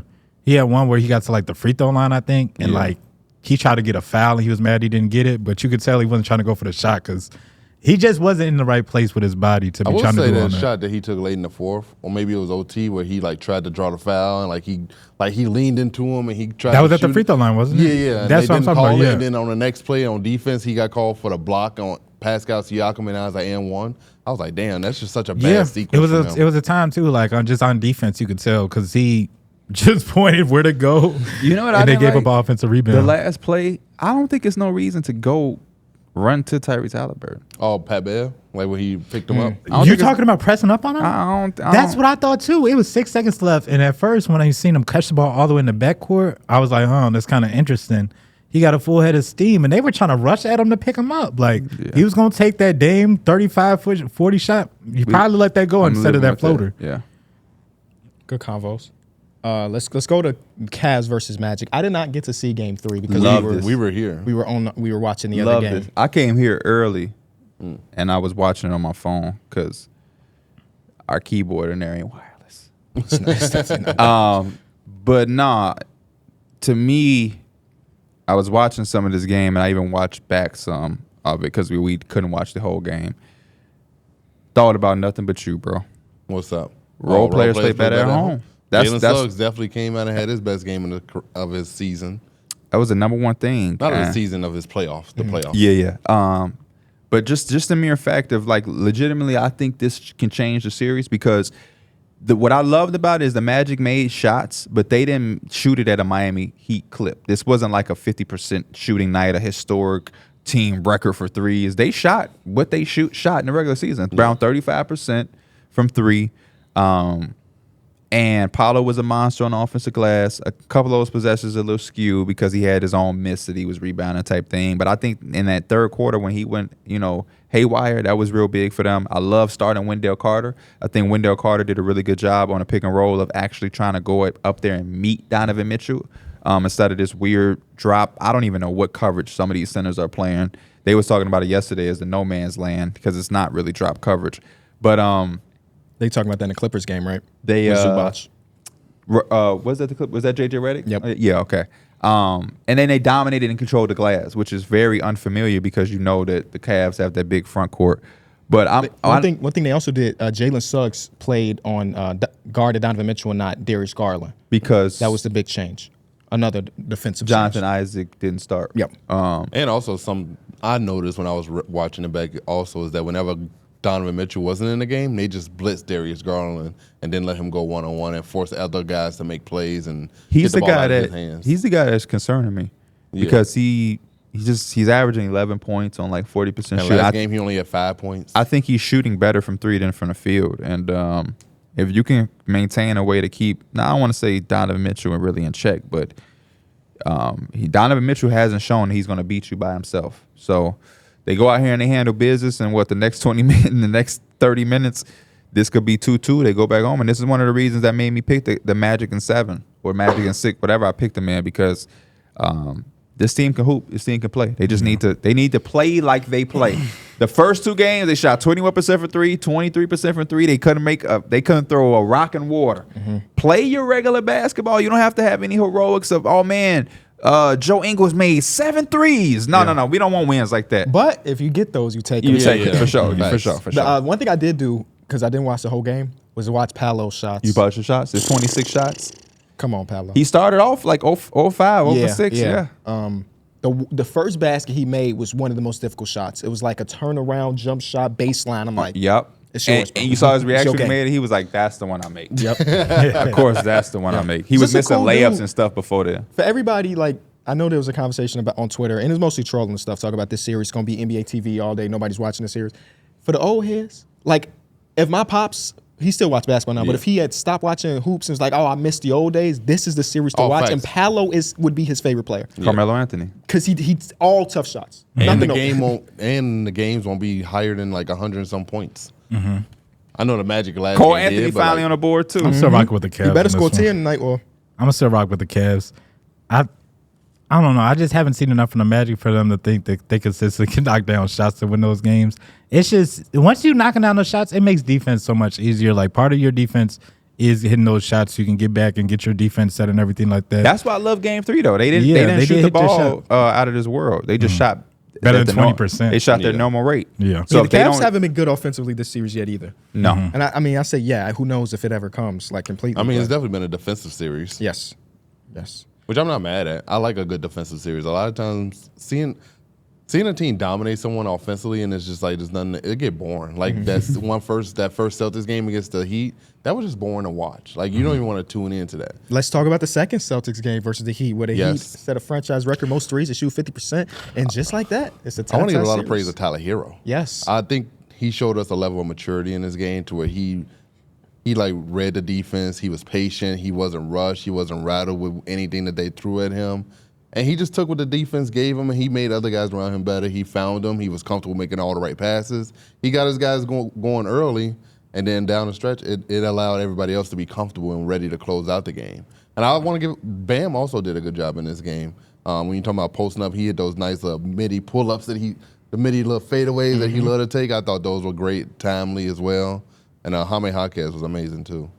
Yeah, I think this is the best professional game I've ever seen in Tyler Herro's career, and I think this could be something that he can build on for the rest of his career, hopefully. I think it's a big difference in being somebody who can pass and score and different things like that versus really being a guard. And in that game, he was really being a guard. Yes, he he controlled was. the whole tempo of the game for them. He was leveraging his scoring to then allow it to open up things for his teammates, and his teammates made baskets, and he allowed his teammates to be weaponized to get him more shots. And then credit to Eric Spoelstra. There are so many times in these playoffs where I see these super stacked teams have these 4 minutes and 37 seconds without a basket, 5 minutes and 15 seconds without a basket. He had certain plays that allowed him to allow Tyler Herro to play within the offense too. And I think when your best player is playing within the offense, and he's making his shots, it opens up everything even more, because now it's not like him isolation at the top of the key so easy and predictable to guard. They have just certain folds where it's like, you know, he's making a pass and he's coming off something and wrapping around. I'm like, what the hell? And he's making shots, and it's just now the defense has to communicate. They have to watch out for him. They don't know where he's going to be coming from. It ain't always at the top. Pause. It ain't always at the top of the key. It can be from the left wing, the left corner. And then, like I said, I saw Tyler Herro making plays even without the basketball. There was one possession early on where Jaime Jaquez was bringing it up, and I'm watching Tyler Herro tell him, get it to Nikola Jovic, and we're going to come off. And then he gave it to Jovic, and a play had happened, and Tyler Herro was able to create a bucket for somebody. And, like, that is point guard play. That's not a guard who's just passing the ball and getting the high assist numbers. That's really high-level guard play. And then being willing to give up the ball, like, just simply. Yes. And I know it's going to sound crazy, but there's so many guards in the NBA who feel like they only need to pass when they don't have something or for the assist. Yes. And there were certain times that Tyler Herro just gave it up. And when you're on the Miami Heat and there's no other scores, it's going to come back to you. You don't have to always feel the need to just hold it. And then down the stretch, they really picked them apart by, like, having everything going. Caleb Martin was making threes. Caleb Martin was going crazy. Tyler He Herro is was the making he is the threes. Celtics killer. He was Yeah, looking, for sure. he was looking like last year. Yes, And he then was. when you have everything popping on all cylinders, they did a pick and roll. You give it to Bam. He ended the game with the little floater and a mid-range shot, and now it's just Swiss cheese. I will say And- also, Porzingis got to stop being so damn soft. This was Spoelstra's series for that reason alone. And game number Bam, one, he took Bam off of Porzingis, and they said we're gonna switch everything. Yes. And so many times was Porzingis being guarded by Tyler Herro. And Tyler Herro would get the stop. He couldn't get a bucket on Tyler And if Herro. Porzingis isn't gonna punish you for being switched onto a guard, Yeah. Here's the thing. He has the Stop most giving points per you gotta post up. stop giving him touches at some point if he gonna be soft. I said these things in my video. And Reese, shout out to my man Reese, he commented and said, this is what he used to do in Dallas. And it's like, you know what? Yeah, you're absolutely right. We're quick to forget, but this is also the thing. Kristaps Porzingis, that's who he is. He either has to make that tough shot, and it's like, oh man, he's on his thing, but he's not really backing nobody down and like imposing his will. He's just shooting over people, and they going in or they not going in. Because it's a 6 foot guard, 6'4", whatever, however tall. Yeah, it Tyler don't Herro. matter. Yeah. If I'm guarding a 7-footer and he 7'3" and he settles for like a 15-foot I win. fadeaway, I won. He didn't get to the basket, so now all I gotta do is put my hand up, make you a little uncomfortable, and now we going the other way with it. That's a waste of possession for y'all. Yeah. Another team who also had a lot of miscues that just kind of isn't the Celtic The brand of defense basketball. didn't look like they had any urgency, honestly. And maybe it was just the game plan to just give up those threes and let them shoot over you. But I just even think once they started making yeah. it's not like they tried to close out any harder. It's like they were really putting pressure on it. I just think the last thing you want to do is give this team confidence to Yes. think they can Yeah. fuck with you. Like I think when you give a team like this who's undermanned, like they don't have Jimmy Butler, you don't want to give them that confidence to think that they can come out and play with you on a night-to-night basis. Because now everybody on that team now got confidence and they feel like they can go out there and play with you. And now I think now they might smell blood in the water. You got to come out now. You got to really come out and put your foot on their neck this first game in Miami. After game number one, Eric Spoelstra went to the podium and said, we got to shoot more threes. And they shot more threes. And they shot more threes. And then Joe Mazzulla was like, damn, I didn't think they was going to shoot more threes. My favorite player in this series is Jaime Jaquez, man. Grown man.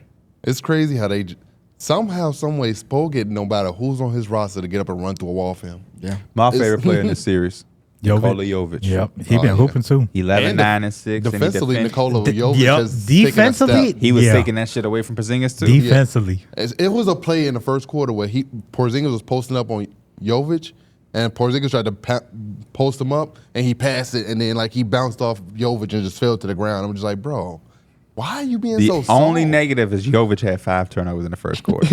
Yeah, he did. That's fine. He's, okay. you know, We live with those. he's just starting to get his rhythm and starting to get minutes again. I need to figure out what shoes he was wearing. I know he with Adidas. Adidas is in a bag. Heard. We was talking about them AE1 lows. Cannot wait till they come out. And you know what? I want to give my brief apology to Wale. He was 'cause taking Wale Fitbits for the in him. last 20 years has been wearing hoop shoes on fits, and he got made fun of. By who? Just general Oh. public. It depends what hoop If shoe, bro. you also got to Wale's do it right. still putting that shit on. You got to do it right. And he had some AE1 lows on the other day with a fit. I'm like, oh, he got that. Because when I was wearing my hyper dunks to high school, they was making fun of me. Yeah, that's the reason. I Because never you knew also that. was hooping in them at 4. Yeah, that's crazy. I wear my hyper dunks in the lunchroom, then into gym class, then I I'm not got gonna then I say got a that, game at 5. But when we were a freshman team, there was a guy on our team who had a pair of Air Griffeys. I know, yeah. He wore them I all know- day I- to school. I know who you're talking and about, then he too. hooped in them. Like, I'm like, man, bro, that's some crazy. And he, for the first game of the season, he was our best player. That's crazy. Y'all crazy. First game, it was the first game. So He lost I don't his care. starting He spot should have never. eventually. You know he how should the have never first been y'all. game, it get Should all he the have ever had- expectations Should up. him and Best ever have their names together as far as on the team? Bro, he had Hey. like 2 threes, and in high school, that's a What lot. coach What say- y'all coach what- saying y'all should learn to shoot like him? Yes. He Yeah. said, you look at his shot, it's perfect. Was that Dick? Yes, it was. Yeah. Yes, Shout out to it Coach was. Lavick. I hope he's I doing would- okay, man. I wonder what Coach Lavick I on. hope he's doing good. The second greatest coach I've ever had. Third greatest coach I've ever had. Third, who's top 2? I had a coach named Coach Dana back when I was a shorty at KBA, Amherst Park. Okay. We went to go play against He Morgan don't Park. know nothing about no. They don't know Alex nothing Park. about that. We went to go play Morgan Park. It was like a travel team championship. Okay. They cheated us. They had people that were older, and they dominated. That happens in It was AAU a lot too. me and Poo Poo was carrying the team, but they had 2 people on their team that were older. But Coach Dana, I would have ran. You know how somebody just said, I think it was you. Spo get people to run through a wall. I would have ran through a wall for Coach Dana. Man. I would have ran through a wall. What Poo Poo up to? No comment. We're friends on Facebook. I've been seeing him. Do you poke him? Nah, Poke hell him. no. Yeah. I might not make it. I was finna say he might get poked. And then my number 2 would be Coach Lottie. Even though Coach Lottie, Lottie only coached us for a couple days. Coach It was Lottie, still boy, amazing though. Coach Lottie gave you the ultimate green light. And when you 14, 15, that's all you He want. instilled that confidence, man. He said, Which just go is out there and play hard. the and play most important defense. thing, Coach man. Lottie is the reason why you on a team. Because if that never happened to Chuck, you'll never get that jersey. Yeah, shout out to Coach Lottie, man. And rest in peace, Chuck, again. Rest in peace, Chuck. That's all NBA stuff. Hey, we also have a TV show. I don't know if you saw on Tuesday, we had our premiere. We should have talked about the top of the show, but we had our premiere. Shout out to everybody that showed out because we were trending on Twitter. Hashtag numbers on ESPN was trending. I think it got as high as number 2 or number 3 Yeah. for an hour span, which, again, none of that is possible if y'all not tuning in. For real, bro. It's That crazy show to see was us so trending crazy, on man. Twitter. That was something to make a grown man cry. It was so much love that it was like, damn, I can't even keep up with it. It was damn For near real. overwhelming. And what? I said for real. Man, we fake really don't rock with you. Yeah, you bogus. He is bogus. No, seriously. Let's talk about it. Seriously. Because me and P was like, we gonna watch it in here. Austin 'Cause- was here with us, Yeah, too. because it was literally like 15 minutes, but we ended 15 minutes before the show came on. Mike was like, well, I'm gonna get out of here. And I wasn't there, so Yeah. But you I was still watched I was it. working. You was I in New York. Yes, and I hit the group chat like y'all together. I Yeah. was gonna FaceTime y'all at least for the first 2-3 minutes of the Right, show. yeah. Talking about Mike gone, and I thought y'all was trolling low Nah. key. What did you have to do that was so important that you would miss the beginning of the premiere of your TV show? That's that's just so went home. inexcusable. Look, I went home. Did you make it home before it actually started? Yeah, I was Cap. I had. How you gonna tell me? the cap. I If he literally said had- 15 Mike, minutes, Darrick, cap. We ended the show I 15 watched- minutes before the show started. I you have a phone. Right. So no, you're driving. You're Yes, not because watching you said the show. that in the group chat. You was like, no, I was watching when I was driving. I watched all of it before I got home. pray I was you driving. wasn't watching. Yeah, come on, Mike. I Come was- on. Everybody You're life in right. danger on the road. Come with on, you Mike. now. I was there for the whole thing. I literally watched it all the way. My You phone can't died watch as soon it as I and got in, and drive. what? You can't watch a I'm TV show listening and to drive. it. That's different. Well, you didn't need to listen. You did. I You see- recorded. You did. It was you. And I got home. I got home literally like 10 minutes after, and I put it on my TV, and I'm watching it. But okay, Kim, so my question is, KB, can we just say this? The allure of that was to see ourselves. Yes, we it's a recorded TV it. We show. know what we said. You don't need to hear it, but it was just like, oh my gosh! You see the commercials and the ads. You see the lights and the extra transitions stuff. outside of the- yes. It wasn't about hearing. We knew what we can said. what is the? Do you have like a? Why didn't you stay? He said he went home. I went home. I mean, I know you went home, but like, what was the? Was your priority to hop on the game? No. I don't know. I just have an anxious thing that I be ready to go home. Like when I be ready to go home, it's like could've I just be waited- wanting to go You couldn't home. wait 20 minutes? That's fair. If he's saying it's anxiety, I can't.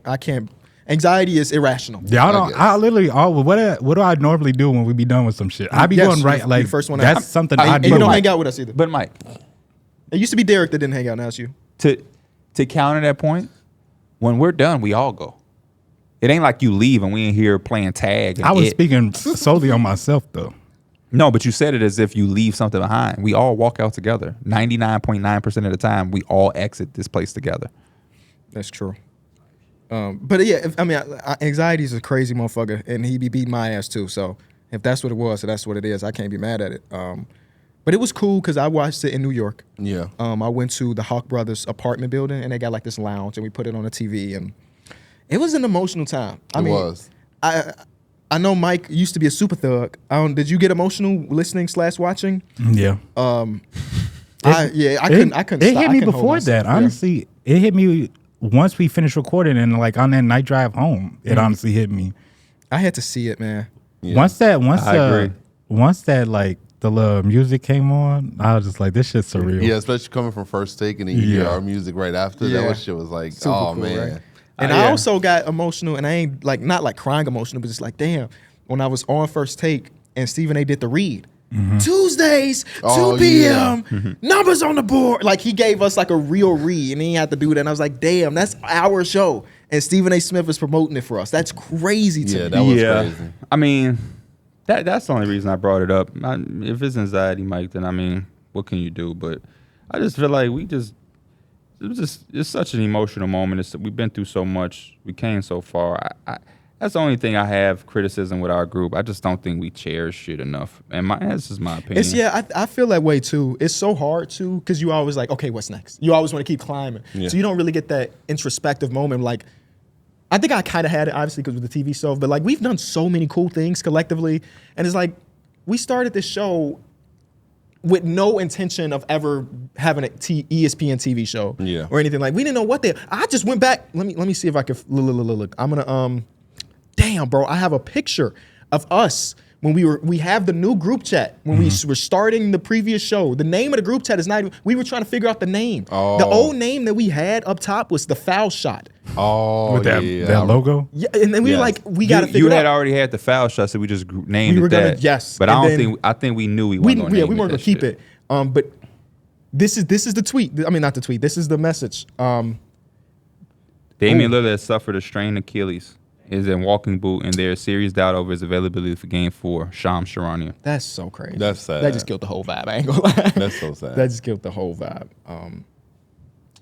I'll still read the tweet. I'll still read the text. Please do, so we can have something nice. Darrick, are you serious? Because if you are, I'll need to get another microphone. I remember that, That was like the it was first yesterday. message? That's what my screenshot starts off at. And Mike says Darrick was trying to get in. I don't know what that is. And I said, I'm just cool with it. I just need to buy another microphone, and that shit is not cheap.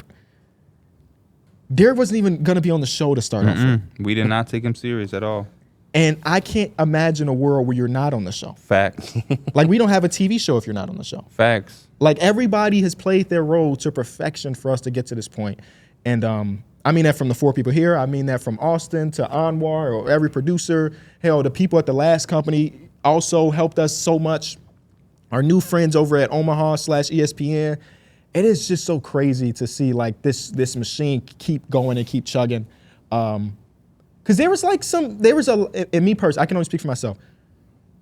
Sleepless nights, hella anxiety when we were trying to figure out what we do next. When Yeah. our last contract was ending, we were talking to multiple companies and we took a leap. Like, honestly, rebranding a show is the stressful. craziest thing you can do.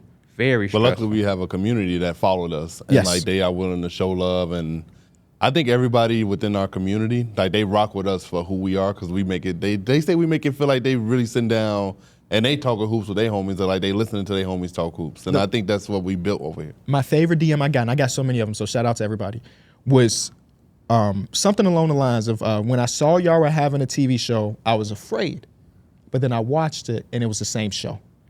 And that means the world to me. Yes. Because we did a rehearsal before the actual show, like a week before. And I felt like our rehearsal felt like we were trying to have a TV show instead of just doing our show. And then we came back to do like the real thing. And I remember I was talking to Suzanne afterwards and I was like, that might have been the best numbers on the board episode. I told the same thing to my mom. And it felt like us. We still had the jokes. We still had the pause moments that we would normally have through the show. Pull out and do the 2-man game. It's crazy. I Yo, heard about that this I told morning. KB I would dominate him like Jokic, Rui Hachimura. Yes. like, ESPN, this your is- ESPN debut is pull out and do the 2-man game. Verbatim. And our goal is to continue to strive to be better, still give the same vibe, same feel. But we also have another episode dropping this Tuesday, so we need y'all to tune in. But I do think we need to start to make that conscious and start to really consider that and think about that. Like, shout out to everybody that you just named and gave love to. But the end of the day, and it's not to take anything away from anybody, is that we are not here without us 4. And forget all the success we've had and everything we had for a minute. The thing that makes me so proud and happy to be a part of this is like when you have something like this, there is usually, at least from the outside looking in, I've seen different things from afar. There's always some bullshit. There's always some jealousy, some negativity. You got people breaking up. For us that have done this for so long and we've never had one moment, we've had moments where we might joke on each other. I know people used to say I bullied D Mills and Mike. But like, we've literally never had an episode where it ended and we had to have some real talk, or like, hey man, why the fuck you just do that? Or hey KB, you separate Mike from Darrick. Like, we've never had that. We've never had a almost quit. We've never had a fight. Like, we've literally never there's never been any instance that was just like this. I don't know if we're gonna do this next week, or somebody missed the episode because they was mad, or you know what I mean. We've never had anything like it, and I just to be a part of something like that is so refreshing when you see so many different things fall through and break up over jealousy, money, envy, greed, somebody doing something dirty, you know what I mean. We've never had that. We have this incredible ability to get on here, argue, disagree, be heated, do whatever. And then the camera go off and it's like, what you on, Mike? I was gonna say we didn't have nasty arguments over Discord or about a 2K game, and then we like see you tomorrow. Right, yeah. And shit. I know it's so hard for people to really grasp it. Because at the end, I mean, no disagreement or argument is that deep with us. Not with us, no. Yeah. And when you look at the comments and see certain things, and people be screenshotting stuff and sending it to me on the DM, like, man, P, look there.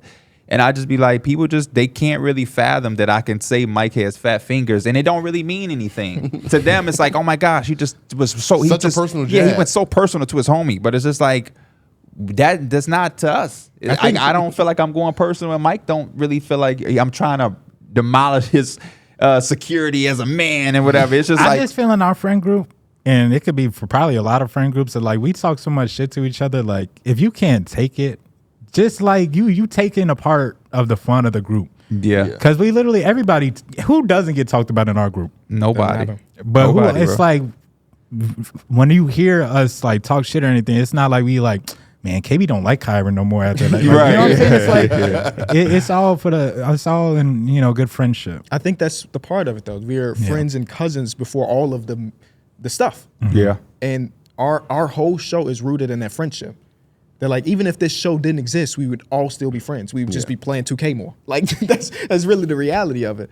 There's never been a time where anybody's, like P said, walked out of the studio like, man, fuck what Pierre just said, man. Mike ain't really dedicated.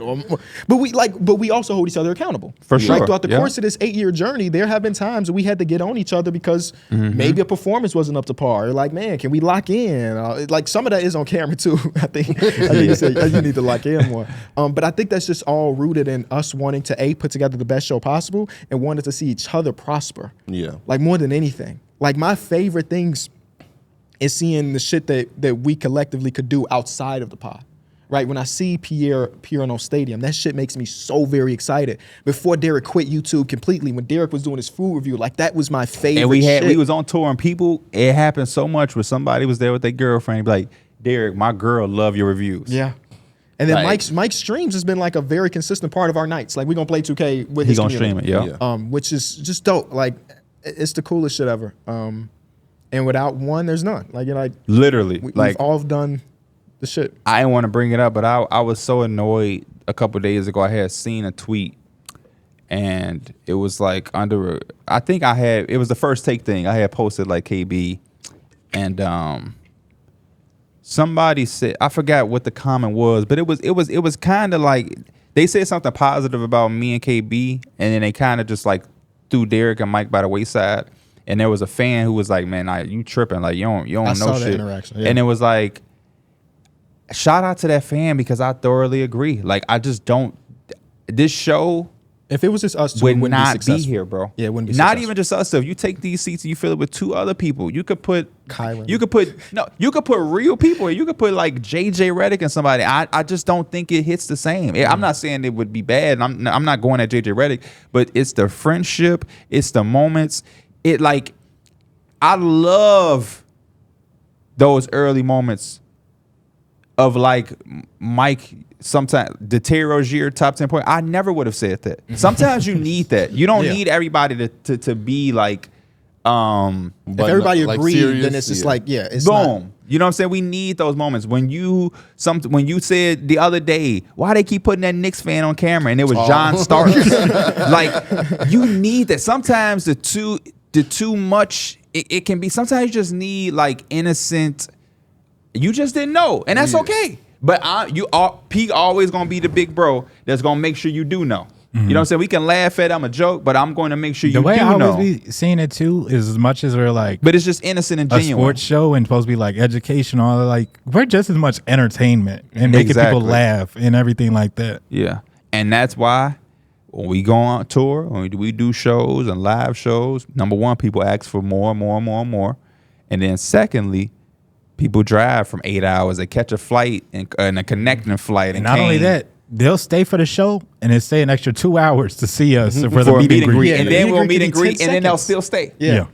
I remember when we was talking to Perkins and he said when he joined ESPN, he learned that the E stood for entertainment, and it just helped his career just so much more after once he learned that he could be entertaining and just buy into being entertaining. And Perk has been a big advocate for us, is what I found out this weekend, or when I was just in New York. That like since he been on our show, and I don't know how familiar he was with us before. Yeah. But he's been like telling everybody about us over there at the company, which That's means what's up. he's a lot. He's a lot. So Yeah, that's a that's big perk.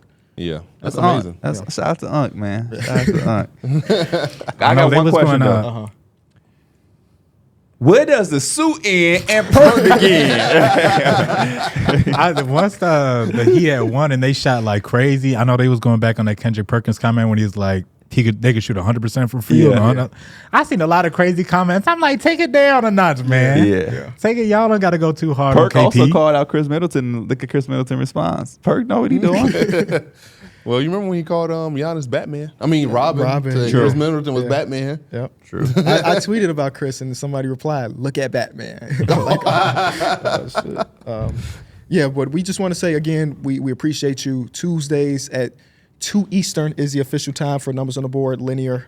All the fans, hold us accountable. Hit me up next week and ask what did we do as a collective to celebrate. We don't got to go golfing. Mike loved that excuse. I don't come with y'all golfing because I don't like golfing. I suck. No, you finna have to do something with us to celebrate. We're going to have to get a glass of wine. Some. I'm going to take y'all to my favorite hibachi spot. Oh my Oh, God. I'm so tired of hearing this. Oh, yo, I thought you were talking about that ramen spot. Was it the same place? Yeah, I think the it's same the No, same that's thing. not that. Wait.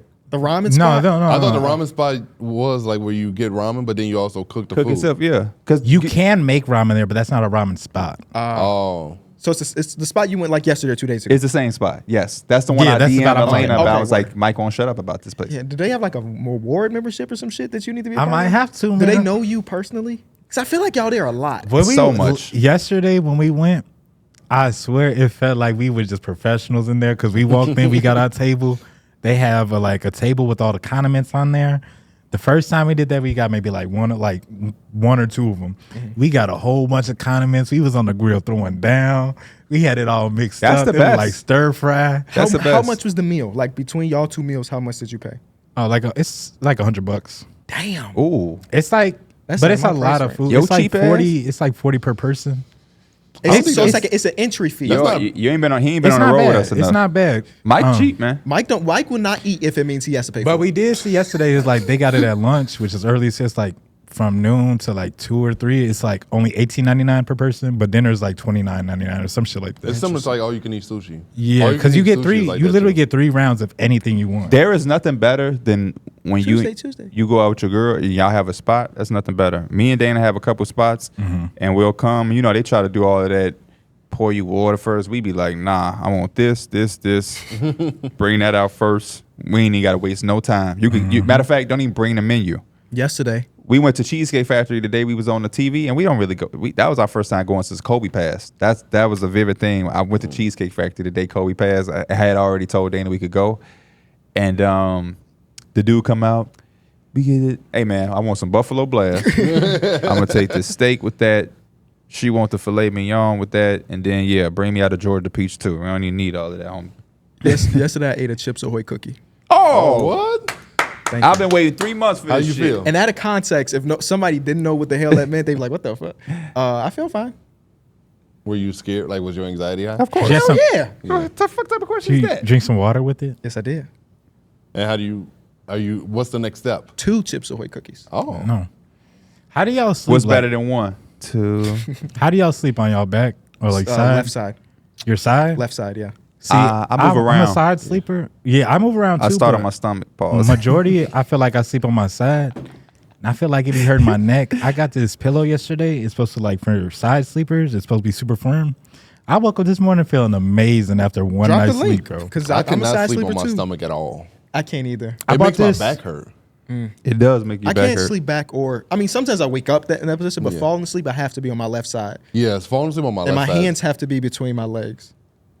Where do I had got it at I don't TJ know where I put Maxx. my hands now. Now that Think you- about it next time. I had got it at TJ Maxx because I had seen it. I was looking at like the betting and stuff, and I looked it up on Amazon because I wanted to see the reviews, and I seen pretty good reviews on it. It was like half off too. I'm like, bet, and it did me justice. That's what Max and them be, bro. My girlfriend, I guess your girlfriend too, or my wife and your girlfriend love those places. Max, Marshalls, Burlington. You get a deal, they there. What is it? Home goods. Yeah. And don't be buying nothing though. Buying a lot, but don't be buying nothing. They just I like do it to all go. the time. Yeah, Just go, TJ Maxx one of my favorite stores because Yeah, it's like I'm so done with it's TJ so Maxx random. shit. We have a daily limit on that card now because of that shit. Bro, they be killing me when I go up there because like I'll get some. It don't even be a lot. Like I feel like when you open up that credit card, it's like you got a new house, you're trying to fill it up or something. If I got 3 items and they're like, "You're not putting this on your credit card," no, they be so disappointed too. I be like, bro, it's all right. I only use my credit card for gas. That's it. And my credit score is 724. What type of gas? That mellow pack? Not yet, man. We all gonna be on that. Yeah, We gotta go. Y'all and shoot gotta it. get y'all gotta get the mellow pack and then get the Viola and do Shout a out to Al comparison. Harrington. Just all the NBA weed brands. Where's Al Harrington's brand based at? He has a spot here in Illinois. You Oh, he heard that? does? It's in near Maywood. Yeah, that's I just rolled past it. It's by Uncle Remus. Yeah. Oh, it is? Where's that at? Oh, what's it's the in Broadview. Broadview. Yeah. I be getting Broadview I and drove past the Bridgeview other day too. I'm like, confused damn, what sometimes. the hell? This Big ass Harrington spot? Viola. Yeah. So yeah, Okay. you rocking I did them. not know that, but I might have to pull up. Yeah. 'Cause I know How do you Port- do a weed review? Because you smoke? Okay, you smoke the first, whatever. Yeah. Do you wait 2 days and then smoke the next, or you smoke them back to back? Because you're not going You to can't feel. smoke them back to You know back what I'm because you're saying? not going to know the real feel. Okay. You would have to wait. So that's a multiple day shoot. Yeah. Okay. They're gonna talk about something. You could smoke on YouTube. Boy, you ain't never heard of High Times? I was No, about I to Well, say. it's not all I things you swear- can't do on YouTube, honestly. I swear, when I was younger, I used to think those videos was funny or like just cool if a person was just in their car, they just started like sparking up and they just started storytelling because it'd be random or something. You'll look at their page got hella follow or hella subs. storytelling Yeah. YouTube carried for like a 3-year span. Bro, Yeah. you know what's crazy? On TikTok, it'd be so crazy seeing people tell stories about like their personal life. And like people be like really like engaged and like conversing about these people that go through stuff in their life. And I'm just like, why do people go through something and then their immediate reaction is to go film it and talk about it online? 'Cause they probably don't Life have- is content, baby. Their content, they probably don't have what you have. So their support system is probably their online community. But I see it all the time. I saw a whole thing on TikTok with the girl, her baby, the father, like all type of Yes, stuff. that's what I'd be like, damn, Yeah. like, why do I know all your business? I agree, but But some you people watched it though. That's That's content. I'll probably watch one video, but then when I see it's like part 6, and then I'm just like, okay. But you Y'all know really what? be If you locked look in through that them long? comments, people be heavily invested. They be Yes. like, "Keep me updated." Like, Yes. what's going on? It'll be like a week later. What's the update? Bro, what part 6 at? We waiting on part 6. And I just be like, bro, I could not, like, I'll be in bed and I can hear my girlfriend literally watching series about someone's story. I'll be like, bro, you really that invested? Yeah. I also took up reading again. Reading? Yeah. 'Cause you know I what thought can't- you already were reading. Get that I was reading Malcolm- manga. Get that Malcolm Oh. X book, man. I can't do Detroit what book Red. are you reading? Oh, well, you said you still listen to books. It's called Zen Golf. Are you still listening? Oh, or are I'm you actually reading. Okay. Because you know what I came to realization is I watched Molly do the reads on that teleprompter. She was reading perfectly. fast as hell. Perfectly, bro. And I'm like, if I was in her shoes, I would be. I mean, I'm doing it on the TV show, Yeah. and I got the script in front of me. On, so I on need the- to just be better. At When they was on TNT, you know, Kenny, he hosts the show, but Charles Barkley was kind of reading the teleprompter. He just told him like, "Stop, you're not doing it right." Ernie. I said, yeah. Kenny, Yeah. my bad. Yeah, Ernie's great. Was there a teleprompter when you were on First Take? Not for me, but yeah, for Molly. Oh, okay. For her to get the reads in between the shots, and she, again, true professional. Like she bodied that. Like I Gotta have would good have eyesight needed too. to see that. Was it like far away, or was it very, they very, probably very got visible? it perfect for her. I'm Yeah, sure they got it was far enough that I didn't wear my glasses on the show. I wouldn't have been able to read it. So Yeah. it might the distance might have been from where we are now to where that pile of garbage is at. Okay. Oh, hell no. Oh, And she was bodying it. I'm I sure she needed my probably had glasses. contacts or perfect eyes. That's kind of far. It depends on how big the letters is, but I would probably be able to read it comfortably. Yeah, they were bigger than like When we be you see- reading for I the don't know. playback, I be squinting hard to try to kind Oh, of to see read the that. chat? Yeah. Yeah, it is small, Same. but Yeah, shout out to everybody over there. Shout out to y'all for watching and listening to this episode. We got tip-off of Cavs versus Magic right now, so we're going to tune into that. Leave a like, subscribe, tune in Tuesday at 2 Eastern so you can see numbers on the board. Linear. PG, what up, boy? Oh, tell him to wake the fuck up, please. Tell him next time he on a break, he got to pull it out. Then we got to do the 2-man game. We can wrap it up. This All right, for we'll real. see y'all. Hello? What up, boy?